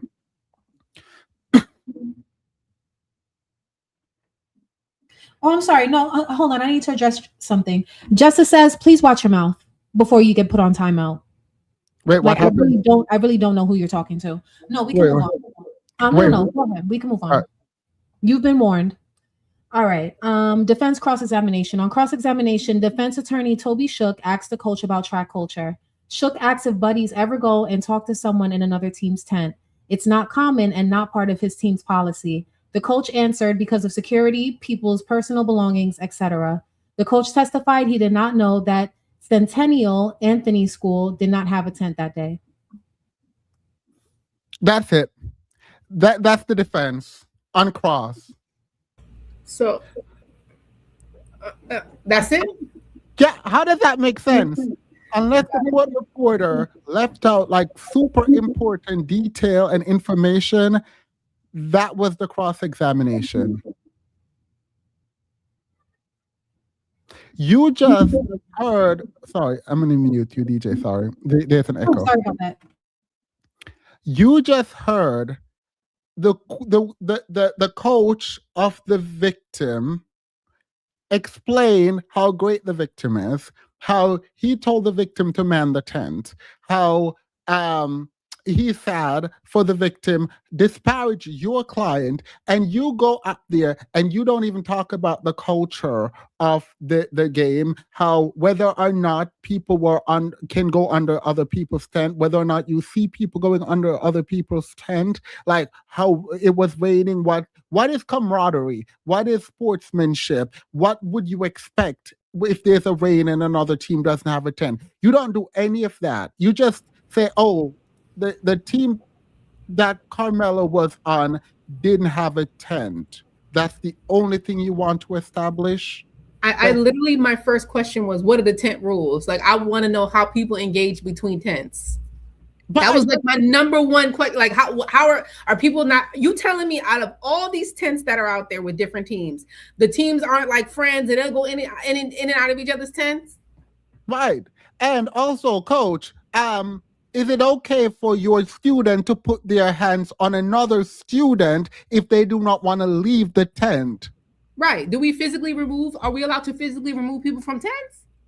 Right. Like, what is this attorney doing? Like, I am so mad. Like, I'm not. Like, let me be very clear. The case was going to result in what the case resulted in. The jury was pure white. Like, essentially, no black people on there. There was no black people on there. There were no black people. There was like, for the minorities, there was like an Asian person and like a white Arab. That was about it. That's and so when you do this kind of analysis, there is when the constitutional right gives you access to a jury of your peers, the question about what your peers mean is going to be asked and answered by the Supreme Court, which means anyone. Essentially, it does not mean it has to be your skin color. But what does that mean culturally, right? When people are misunderstanding phrases like touch me and you'll find out, meaning some kind of invitation, right? You know what I mean? Like, it's like, right. Do not mess with me, essentially, is what that means. But when you're thinking about the kind of engagement with the witness, one of the easiest things you do as an attorney is attempt to discredit the witness. He is closing on an emotional note where he is messaging a phone to a person who is no longer alive, telling him sorry and they wish they did more. Okay, we now need to talk about the mental state of who you are, because you are saying that you told him to man the fence and man the tent, and now there is another person under the tent and he's physically removing that person.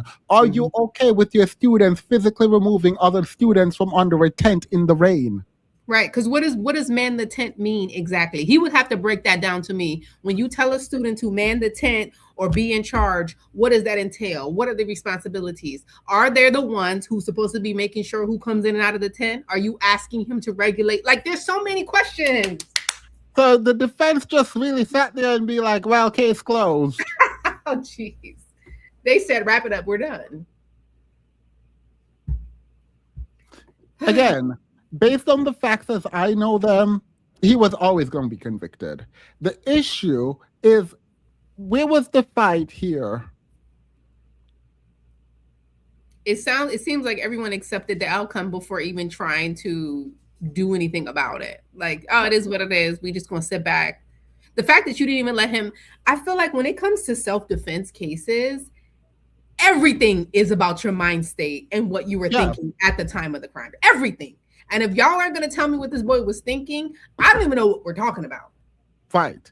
And you need to take the stand. I usually don't argue this for like criminal cases, but for this case, your mental state is paramount to your defense. You need to be upon that stand. You now need to be a witness to your own case, and you need to tell us and make us believe what was going through your mind. Right, because every self-defense case that we hear, they're always, I'm going to say the patient, they're always telling us that they feared for their life. They're explaining to us the fear that they felt and how they felt like they couldn't leave or their lives was in danger. Like, that's the whole point of why they responded the way they responded. So we don't know why he had a knife, and we don't know why he responded the way he responded. We don't know. But here's another one. Read this. This is a shorter one. This is direct, right? This is the prosecution talking to their own witness about what happened, right? And then let's look at the cross. Because I'm not going to do this because I've been doing this all day. Hold on. I'm so sorry. Can I just be quick? Mm-hmm. Yeah, because Jessa, I definitely put you on a 5-minute timeout because you are being disrespectful. Let me be clear, because it's clear that you're having issues comprehending what's happening. When I asked the question of why he's walking around with a knife, it was not a deflection. I am accepting of him killing somebody and thus having to do some time. What I'm saying is when it comes to the Black community, don't know if you're a member or not, when it comes to the Black community, we need to continue to talk about these young boys in particular and why things are the way that they are, because we would all benefit from a better situation. It was a side note. It was not a deflection. I hope that makes sense. Go ahead, Themis. Yeah, this is the this second one. So I've been going through because I want to see what the and I when the transcript becomes available, I will pay for the transcript and we'll go over it together. But like this is the closest to the transcript we're gonna get for right now. I wanted to see what the defense was doing. Read this, and immediately I had a defense.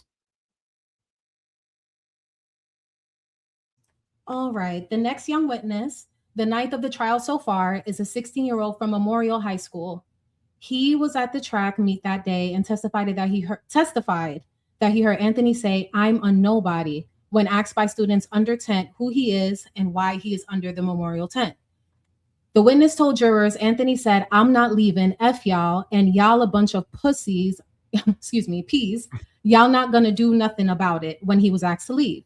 The witness told jurors Anthony had his backpack on. He takes it off and places it on his own lap, and Anthony put his hand in the backpack. That's when the stabbing occurred. It took a second to process, the witness said. He said Austin Metcalf was calm. Austin didn't deserve what happened, the witness said. Prosecutor, it was murder what happened, right? Yes, sir, said by the witness. Objection. How are you asking to come to a legal conclusion? No. But like, this is a legal conclusion. Murder is not something that a lay witness can define. A lay witness can't come up there and talk about this is murder. Like, what do you mean? How are you going to tell him what he's supposed to be saying? How are you going to just tell him? Now, here's what happened on cross. All right, cross-examination. On cross-examination, defense lawyer Toby Shook asked the witness about the conversation Carmelo Anthony had with his friend he knew from Memorial, who he saw at the tent. The witness said it was friendly. Shook asked the witness why he did not mention the curse words he just testified that Anthony used when he gave a statement to police last year. Would other students have heard this? The young man said he doesn't recall. Oh yeah. So now that's it.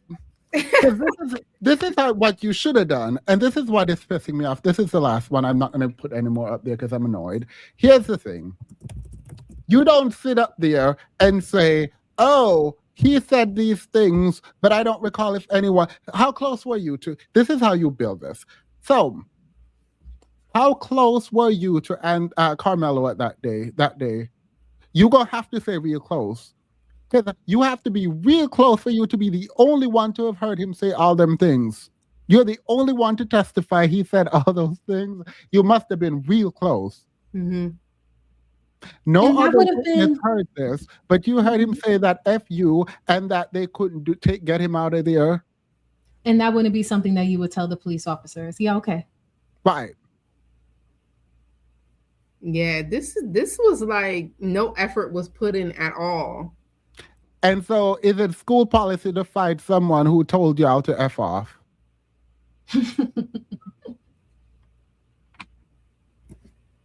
And you're telling me he says all of that and none of y'all wanted to fight him? Everybody was in there praying and singing and everything was fine. And now all of a sudden Austin was cool, calm, and collected. Oh, all right. The issue isn't to say they're right or wrong. The thing is to poke holes in this and attack the argument. If you're looking at self-defense, particularly in this case, fundamentally, what you're doing is answering like 3 basic questions. That is it. You're asking, did Carmelo Anthony reasonably believe that deadly force was immediately necessary to protect himself? That's the first question. The second question was he faced with an unlawful threat of force? That's the second question. And then the last one would be like, was the amount of force reasonable under the circumstances? Right? The last one is kind of more tricky because we are going to be in his head trying to figure out what he believed at the time when he did what he did. Why did this man not take the stance?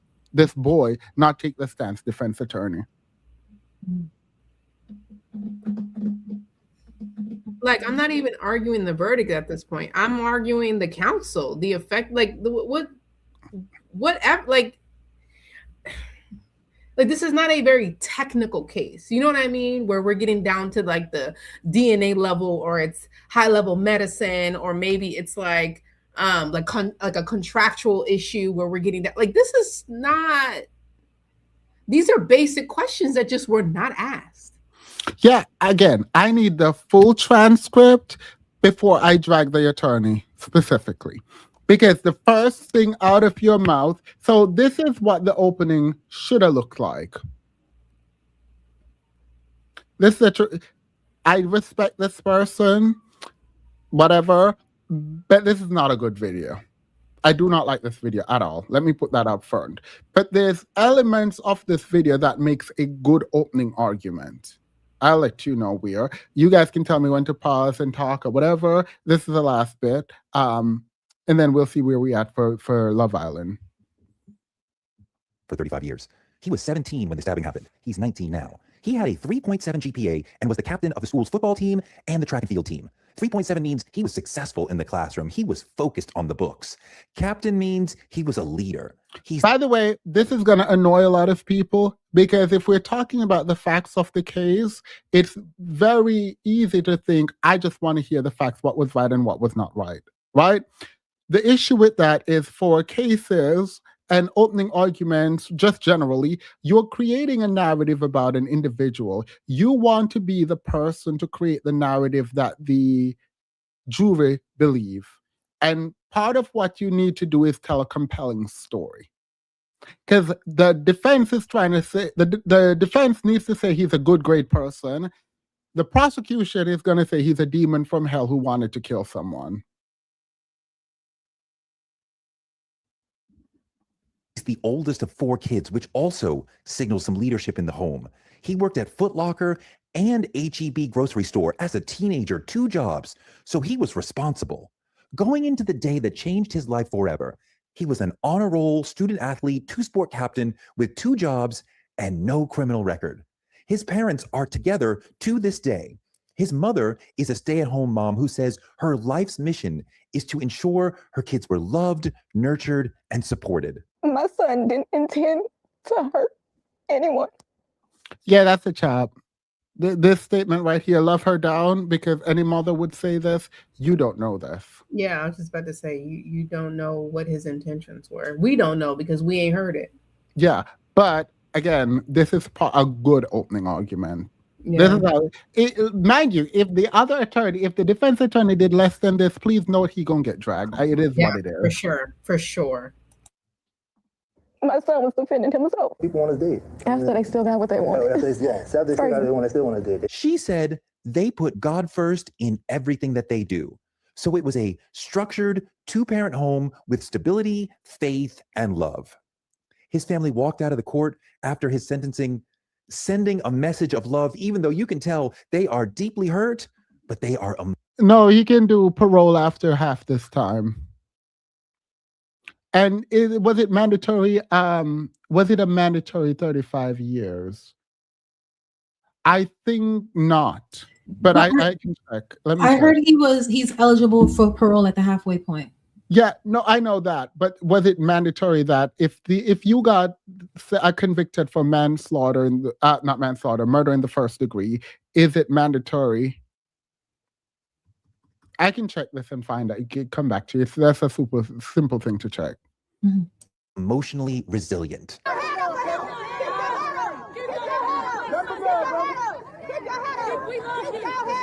This is a good kid in a good home, or he's a good kid who was in a good home because now he's an inmate stuck in hell for about 35 years. I got a new name for Mello, okay? Because he was such this little boy I was trying to portray. How about Watermelon Felon? People hanging around outside the trial, very emotional. Tonight, emotions boiling over outside the courthouse. Protesters in each other's faces, some openly weeping. I feel like it was designed to protect white people, the system, and it was not designed to protect black people. On the day everything in his life changed, Carmelo was looking for shelter from the rain. This wasn't just raining. We were under a tornado watch that day. His school didn't have their own tent to protect their kids at that track meet, so he found shelter in another school's tent. He was sitting there seeing his friend. He was actually his girlfriend's cousin invited him to the tent. So when they invited him to the tent, just, hey, what's going on, such and such. It was raining. There is a range. When in murder in the first degree, there is a range. It's not a mandatory 35 years. That's insane that he got 35. Sat there, then next you know it, you had these two guys who approached him. Several kids objected to him being in the tent, including the Metcalf twins, Austin and Hunter. This kid was sitting under our tent at track. We asked him to move. He started getting aggressive and talking reckless. And my brother stepped in and said, "You need to move." And he's like, "Make me move." Austin grabbed his backpack. This kid, I tried to whip around as fast as I could, but I didn't see. In that video, Okay, so make me move is very different than touch me and you'll find out. But it has the same energy, which it is a warning, not an invitation, period. Right. And they know that. Yes. They know that. And pretending like you don't is actually a problem for me. Because there's this like cultural dismissing that I don't appreciate. If you're gonna win the case, win the case. Don't like lie about what you understood at the time. Oh, hit me and you find out. You really thought he meant, oh my God, I actually have something to show you, but you have to hit me first. Really? Someone said that here.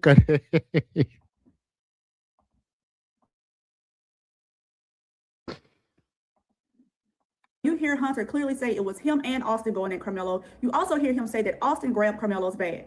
So you mean to tell me that Austin walked up 5 bleacher rows to get to Carmelo? He was yelling at Carmelo. Him, his brother, and his friend were standing over Carmelo, and Carmelo was the aggressor in the situation. Why was it so important to them that he leave their tent in the middle of a rainstorm? They repeatedly demanded that he leave their tent. That's not important. That is not important at all, not even in the least bit. Did he have a right to be there? What does it mean to have a right as a student under a tent? Because even if he didn't, like, even if he say F you, it doesn't mean you get to touch him. Why did they need him to leave? Was it crowded? Was there not enough room for everyone?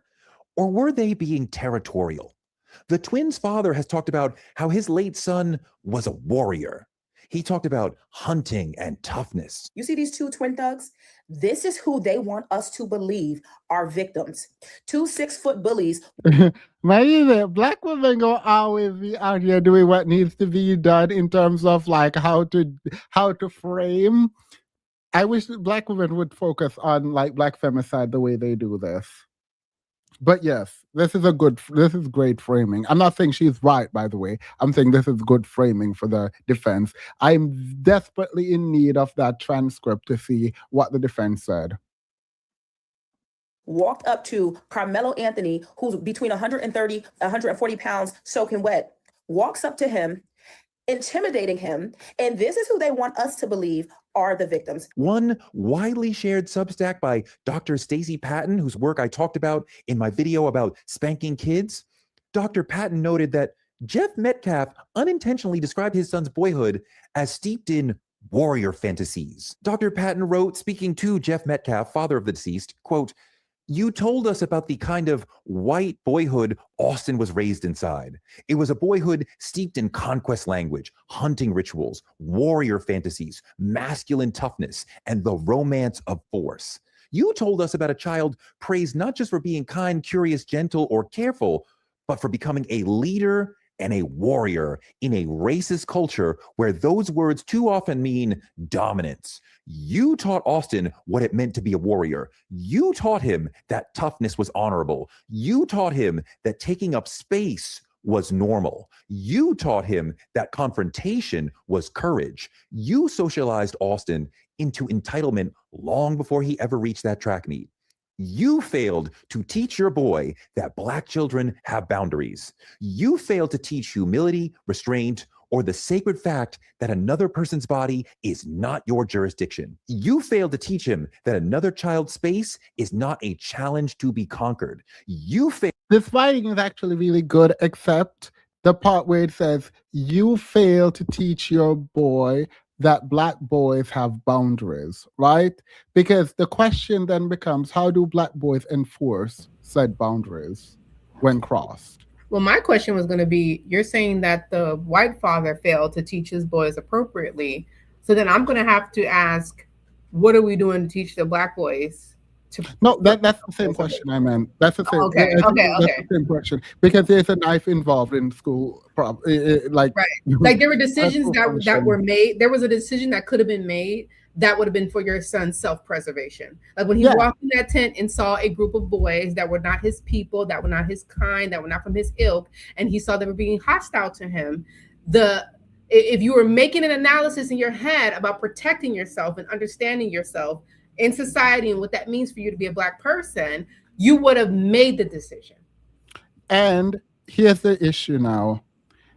The truth is, these were two boys steeped in patriarchy. Yep. Meeting, and then there's a problem because one of them died. Yep. Which, if we look at all the communities, Black, white, and everything in between, with the men, this is what happens when patriarchy meets patriarchy. Yep. Or at least the people who are attempting to act out their patriarchal role because of what their fathers taught them. Exactly. And I remember telling you earlier, I was like, when I grew up, at no point did I not understand that I was Black. And if Black boys are not understanding that they're Black and what that means for them in society, then the men are not teaching them. We keep saying, oh, if he was white, this wouldn't have happened. If he was white, this wouldn't have happened. But you as a Black person already know the score. We all do. I knew it as a child. I understood the score. So we can't keep going out into the world and getting into these issues and then coming back acting like we didn't know when we do know. I'm not saying the end conclusion is correct. I'm not saying that. All I'm saying is that you know the score. When I step outside of my house, I know I'm a Black woman. I understand what that means for me in society. Is it right? No, but I know what it means, so I move accordingly. I don't disagree, but where's the line for dealing with this mistreatment? I understand when it is FAFO. I actually agree with this in some context. This context feels different in that you're being asked to leave a space that was theirs. You know what I mean? Yeah. And in your objection, they should not have touched you, and you should not have stabbed him. So again, this is bravado upon bravado, and the whole notion of boys will be boys. This is the conclusion of that. Yep. each group of boys, no matter how they look at patriarchy, are acting it out onto each other. The black boys do that to each other, black boy on black boy, white boys do it to white boys, and they turn around and they do it to women, they do it to children. This is what it is. And so if we're saying that, oh, the white boy was raised to be X, Y, and Z, okay, fair. But what accountability are we taking? And that's how it is every single time something happens to a black boy. Every single time. It was the Twins coach that went up to him and asked him what the hell he did, and he claimed that he responded, "He touched me first," right? Mm-hmm. Do we believe that account? Yes. No. Okay. If everyone said he made physical contact, how he made physical contact, how Austin made physical contact to Carmelo is disputed factually, but he did make physical contact first. Oh, wait, no. What I'm saying specifically is, because at least how it read, the coach was essentially implying that Carmelo was like cool as a cucumber even after stabbing him. Oh, and that's specifically what I'm talking that's about. also disputed. Yeah. Okay, it is disputed. No, I'm only asking because not to say that I would expect for Carmelo to like break down after doing something like that, but to have no reaction at all is also worrisome, for sure. Yeah. But that's just me thinking out loud. Yeah. There is a kind of fatigue that comes with having to deal with racism. And even if people don't want to say it was racist, like perceived racism, and what it does, this is, I think, what Keela was getting at. I'm going to go on the offensive of what Keela said, just a very minor part, where I think there is now a dignity question always at play when you feel like your personhood is being demeaned. Right? There is rain and I'm seeking shelter and I am not causing harm by physically being here and I'm being kicked out. Now, I agree. Leave, right? Leave, because you're not supposed to be there. Get wet and be alive. But there is, and I don't know the answer to the dignity question, but there is one. And how much one... I was going to say how much one soul can take, but that is way too beyond my scope. But it is a question of when do you stand up and say, no more? I don't think that was the time. So there's always this kind of negotiation going on about when to walk away and when to stand up. And it's very clear that even if you are going to stand up in that moment, stabbing someone in the heart is not the way you stand up. Right. I guess I'm just like playing it out in my head, all the different ways. And you already kind of did this where you're talking about all the different ways that this could have gone. He could have not sat under there. They could have left him alone. He could have left when they told him to. They could have gone and got an adult when he said they could have, exactly, the same adult that they ran to once the stabbing happened. They could have called the adult before, right? That is also true. Not to say that I condone this, but I'm also saying he could have shown the knife without using it. And perhaps it wouldn't have gone down that way. Like, it's just like so many different ways that this could have played out. But I do fully agree with Kilo, which is like, I don't think that we're fully grappling with our position, particularly in this country. And we're prioritizing what we consider to be right, even if it's at the cost of our own well-being. And that is a huge problem. Because for me, it's in the same vein of, protecting a block over your life, or someone steps on your shoe and you lose your life. Someone yells at you, you lose your life. Someone calls you out your name, you lose your life. Any perceived disrespect, slight, people are dying over it. And so now we're getting to the position where it's like, at what point, like, even if dignity is the issue, what I'm sad to see I'm not arguing that dignity is the issue at all. I'm just saying that I do know dignity is at play. But yeah, sorry. I didn't mean to cut you. No, I agree. And I just feel like it is at play. There's ego, there's pride. But I feel like it saddens me that Black men aren't even teaching Black boys self-preservation at all, right?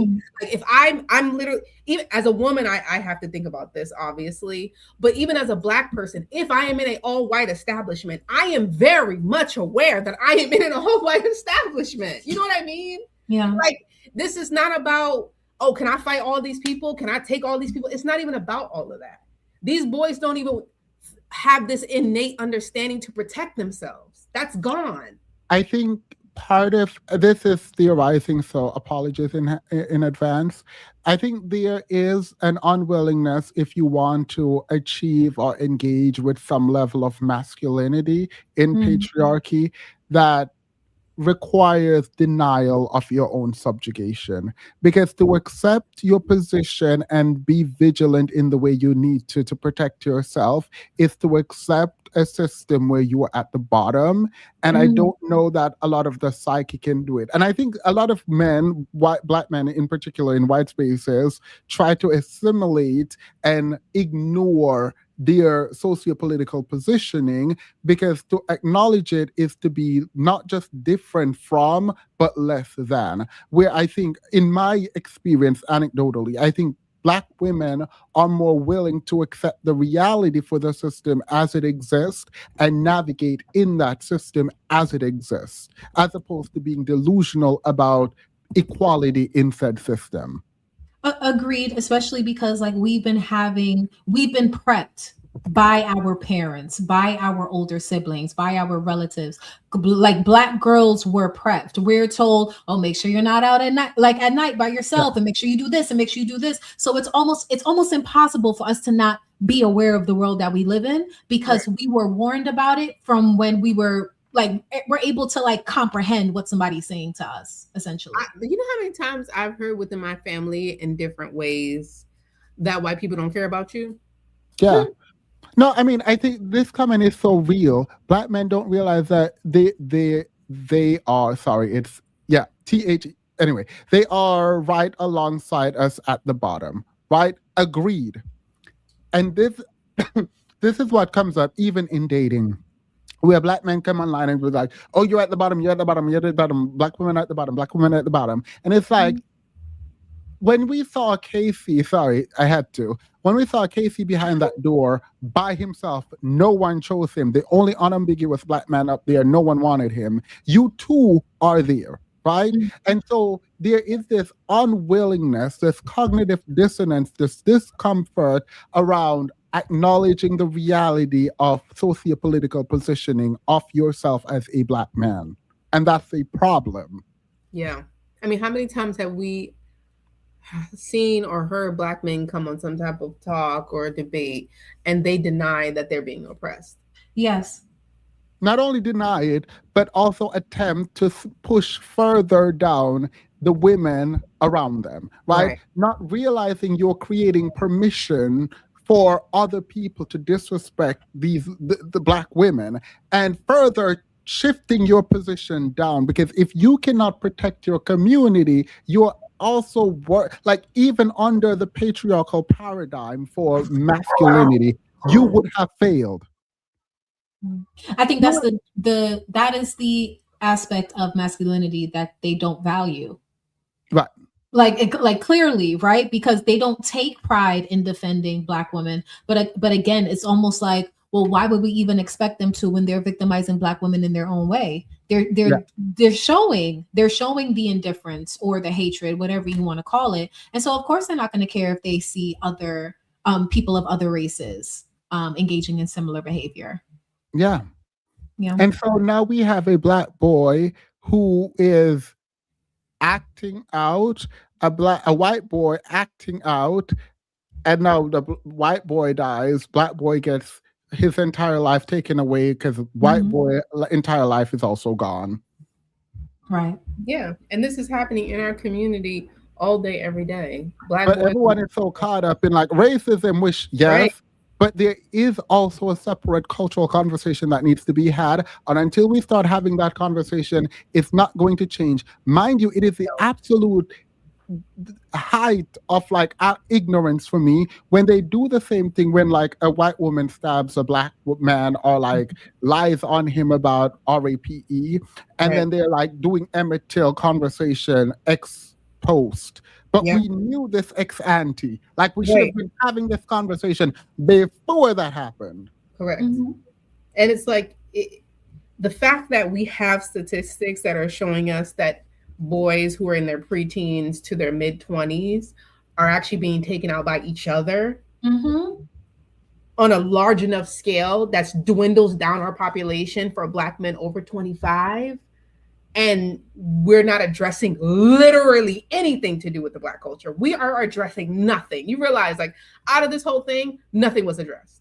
Academics won't say their names, and content creators are online and came over here mad and didn't even know the leading cause of death for Black men ages like 0 to 35. Yeah.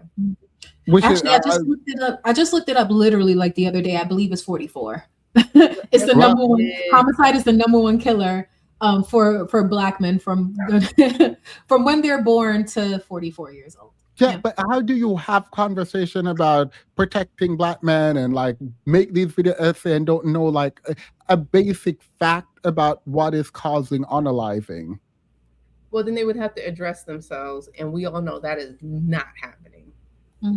Because they're either you have the Black men that are like a part of that statistic, right, contributing to it, catching those bodies, and then you have the other Black men who just want to distance themselves from the quote unquote riffraff as much as possible, and so you don't have anybody who's actually willing to have the conversation. Certainly not enough people who actually have the power to change things. Yeah. So it's just And then we have to have the separate conversation about self-defense and what like it is when someone say they are afraid, there is a separate objective question that is beyond the subjective experience of the individual experiencing said fear. It is whether or not a reasonable person in the situation would be afraid, right? There is a cultural conversation about who gets to be afraid and from whom. Right? And this becomes racialized almost immediately as you ask it. Yep. Yep. Would it have been appropriate to bring up the racial component in the court? How would you go about it if you can? You are just, it would be a fail. To attempt, if you do race in the court, it has to be so unless there is like obviously a civil rights case, you are going to want to imply it as opposed to say it explicitly. But the problem is you have a jury of all white people. It's going to be a chop. Just let that race thing go. Yeah. It's not going to work. Yeah. And like, Go ahead. No. It's the same all the time. And until the problem is there is an incentive to participate in this culture. Black male culture, there is a huge incentive to, whether it be financial, whether it be just by being part of the culture. I do not have to have any expectations. I don't have to do anything. I can say I'm exceptional because everyone else is a failure. Correct. I can sleep around. I can have kids. I don't have to take care of anybody. I don't take care of myself. I don't have to have a job. I can literally just give into all my instincts and just live like that forever and never having to tap into society actually. And if there is this I'm trying to be careful because I don't want to misstate this. There is a way that we have to accept whenever we think about how we export Blackness and as a culture, not just in the US, but globally. What we have to be aware of, one, I will accept racism and the stereotypes framing the way we view Blackness and Black bodies, right? That is true. And I will not want to negate that. But the way that we also echo some of those exports in the way we also create content is a problem. We cannot say culturally that self-defense doesn't work because Black people are seen as dangerous while we ravel in the fact that we are seen as dangerous. That's weird. Yeah. Does that make sense? Does the claim Yeah. I'm making make sense? Because that's the best way I can put it forward without dragging about talking about Black men are aggressive and that's why they're seen as sexual, and people leaning into Black men leaning into that and pretending that that doesn't make us more seen as primal and dangerous in other ways. Right. Like Not you to don't mention get one they'll without even the call other. ourselves animalists. Like we will talk about ourselves in that way, which is like which is like scary, disgusting. Like Black men will refer to themselves like that. Yeah. And I'm not saying this is a justification. I'm saying that if we're going to try to extract useful information for cultural advancement in any meaningful way in the discussion happening, then let's do it honestly and not sidestep some of the ways that we, yes, racism, but how we also contribute to perpetuating those racist notions that were put on us. And I do fundamentally believe that it is primarily racism in the way that Blackness is viewed. Mm-hmm. To teach him that community does not mean white boys get to decide who belongs and who does not. This Jeff Metcalf person stood in that Texas courtroom where a Black boy was convicted and sentenced to 35 years for killing a white boy. And he said that this wasn't about race. We all bleed the same blood. Oh my God. Jeff up. Timothy, will you keep this up?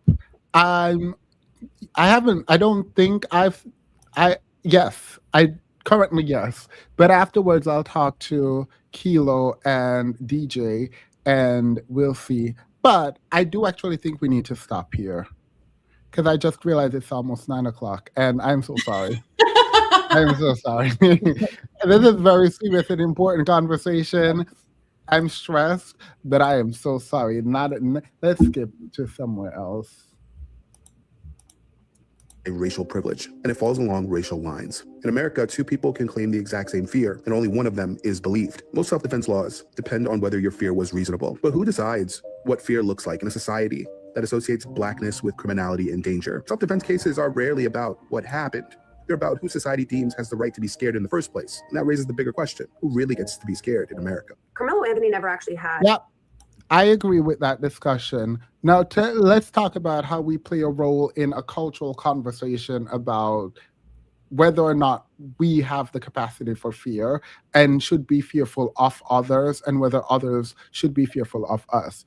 I think the self-defense law was made and, well, let's not use made.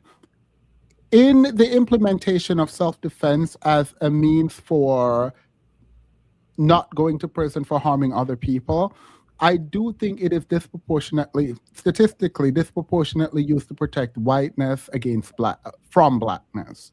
And the implication there, I think, is fundamentally important for how it is perceived, understood, and litigated generally. So that is true. I'll leave it there because there's another part about our culture and how we add to it. But I think it's fair enough to blame racism here without having to do the kind of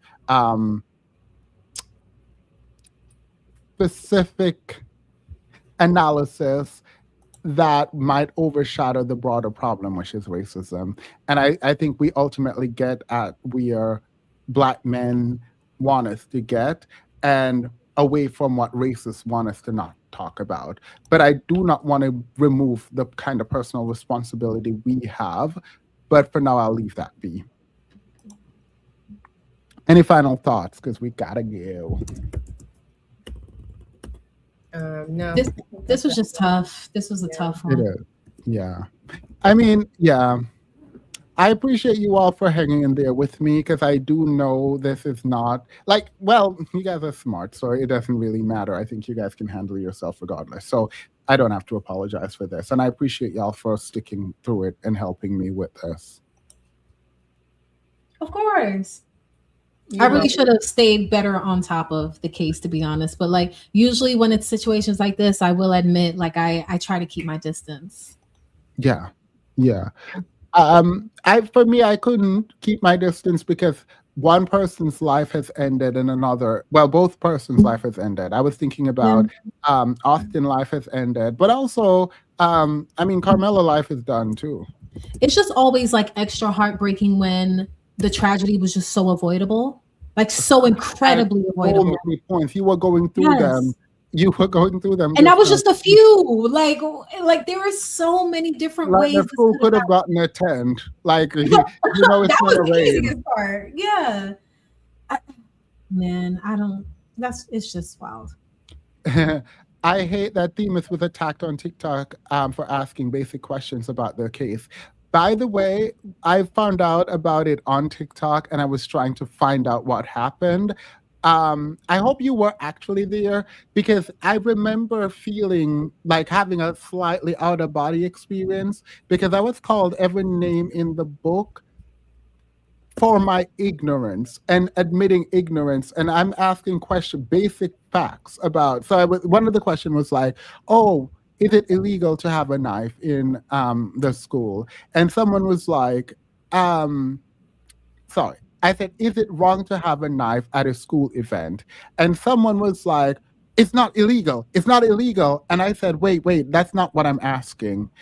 I know it's not illegal. That's something I can look up, right? And I guess I could also look up whether or not you're allowed to have knife at school events. Something strikes me as not correct about that. Children should not be taking knives to school. Emotions are too high at that point. And they're like, it sounds like you're an op. And they started dragging me and cursing me out. And I was like, oh, I understand what's happening. You guys don't want to deal with the facts. You want to stew in your emotion. And it is probably right for you to do what your emotion requires for catharsis. So I kind of left it alone. But I realized people weren't being honest about what it is that they were talking about. Mm-hmm. Yeah. I mean, kids argue all the time in high school and no one ever harmed. Self-control is, I think stabbing someone in the chest is absolutely diabolical. And if anyone is like, oh, he should have gotten off, you and me, we're not in the same boat. It's not a thing. Yeah, it's hard to try to convince people that he wasn't attempting to use deadly force when he went for the chest. Like it's just it's.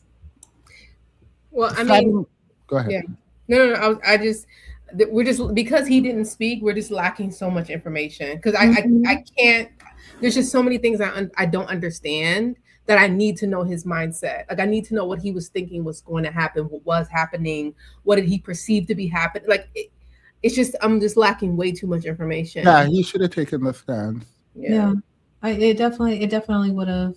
Well, obviously hindsight is 2020, but I do think that No, it's not. No, hindsight is not 2020. There is no possible way a child is going to tell me I'm in fear of my life when there are conflicting evidence about testimony about what took place, and you don't go up there, understands, and tell me I was running from the rain. I sat down and I saw the 5 hulking men over me, and one of them dragged me, and I grabbed my knife quickly and I stabbed. Mm-hmm. Why do you have a knife? Everyone has knives at school. I probably shouldn't have had the knife because the school policy said not to, but everyone has a knife, and I'm always like, people get fight and take knives out and fight people with knives. So if you don't have a knife, you might die from where I'm the school. Right.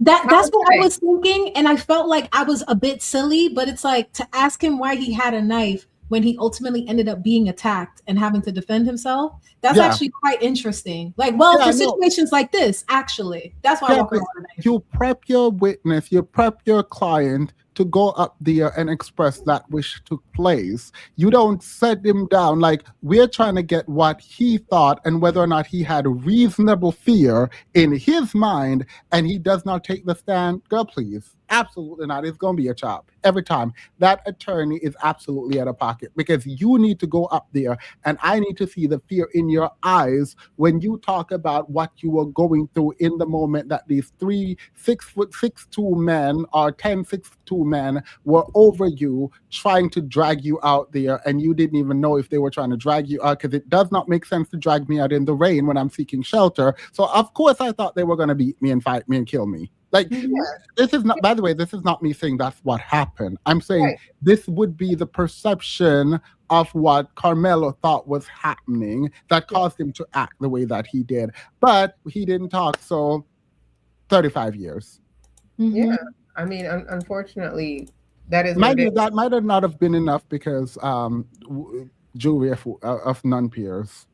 Yeah, well, also it's also interesting to me where they're like, this man came from a Christian home, 2-parent home. Okay, so now we really have a problem. Yeah, as far as I'm concerned. Yeah, for our content strategy, the introduction highlights that coming from a 2-parent home, God-fearing, all of that did not prevent him from taking a knife to school and ultimately stabbing someone and having self-control, right? But for the court, right, when you're engaging with that information, you're trying to set the groundwork for he is not a terrible person. In fact, he has all the markers of what you all say makes a good child. So do not paint him to be a demon. So use that kind of setup is useful in the court. For our purposes, absolutely not. It's going to be a drag every day, all day. Yeah, for me, it's like, okay, so the culture really is pervasive. It really is that bad. If you're telling me the best of the best upbringing, family, everything that we could have ever asked for is still not keeping these boys safe. But then that's the statistical reality, right? Is it still the case that like Black boys in 2-parent households tend to fare the same as like white boys in single-parent households? Yeah, and it goes down, like they tend to fall off from the longitudinal study. There hasn't been an update to that study, but I doubt there would be a change. But yeah. Okay. Where Black girls do just as well, if not better, than their white peers, starting from the same socioeconomic background. But yeah, I mean, because the culture raises the children. It's not like the parents anymore. Like, yep. Yeah. Especially in the age of technology, it's a child. It's a whole your kid is gone after a certain point. Yeah. Unfortunately. I mean, this is actually really sad for everyone involved. Carmelo's parents, everyone, every single parent, both boys, the one who was unalive and the one going to prison for 35 years. So. I had another complaint that was going to piss you off next time. Yeah, let me go into the after show quickly because I still have to do this because of my glitch requires me to go into the after show.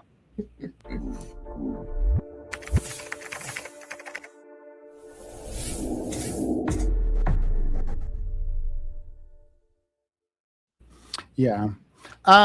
Well, that's it. Hopefully we'll see you guys in the comments discussing. That's all I had. It took a while to gather all the information. Funny enough, we didn't need as much info as I thought, but because even though you guys said you didn't follow, you guys were both pretty grounded in the basic facts. So that was pretty good. So thank you. Final thoughts? I don't know. I don't think I have any final thoughts. This is just a shame all around. Yeah, unfortunately, it's same old. Unfortunately, I hate to be like that, but it doesn't seem like we as a people are ready to address any of our actual issues. And until we do that, we're gonna keep doing what we've been doing. Yeah. Well, thank you both. Someone said, we not doing Love Island? Yes, we. Wait, DJ, can we or no? Yes or no? Oh no, I'm down. I'm down. All right, we're about to go watch it. It's coming out in 5 minutes, so we're gonna go watch it. And in an hour, we're gonna be back, DJ and I, to talk about it because it does look messy tonight. It looks a mess. I saw someone die crying, and that someone crying You don't want to hear who's crying. You said you don't watch it. All right, we're gonna go watch it now, and we'll see you guys in like an hour to an hour and 30 minutes. All right, y'all. Y'all won't see me. I'll see y'all next time. Bye. Bye. Bye.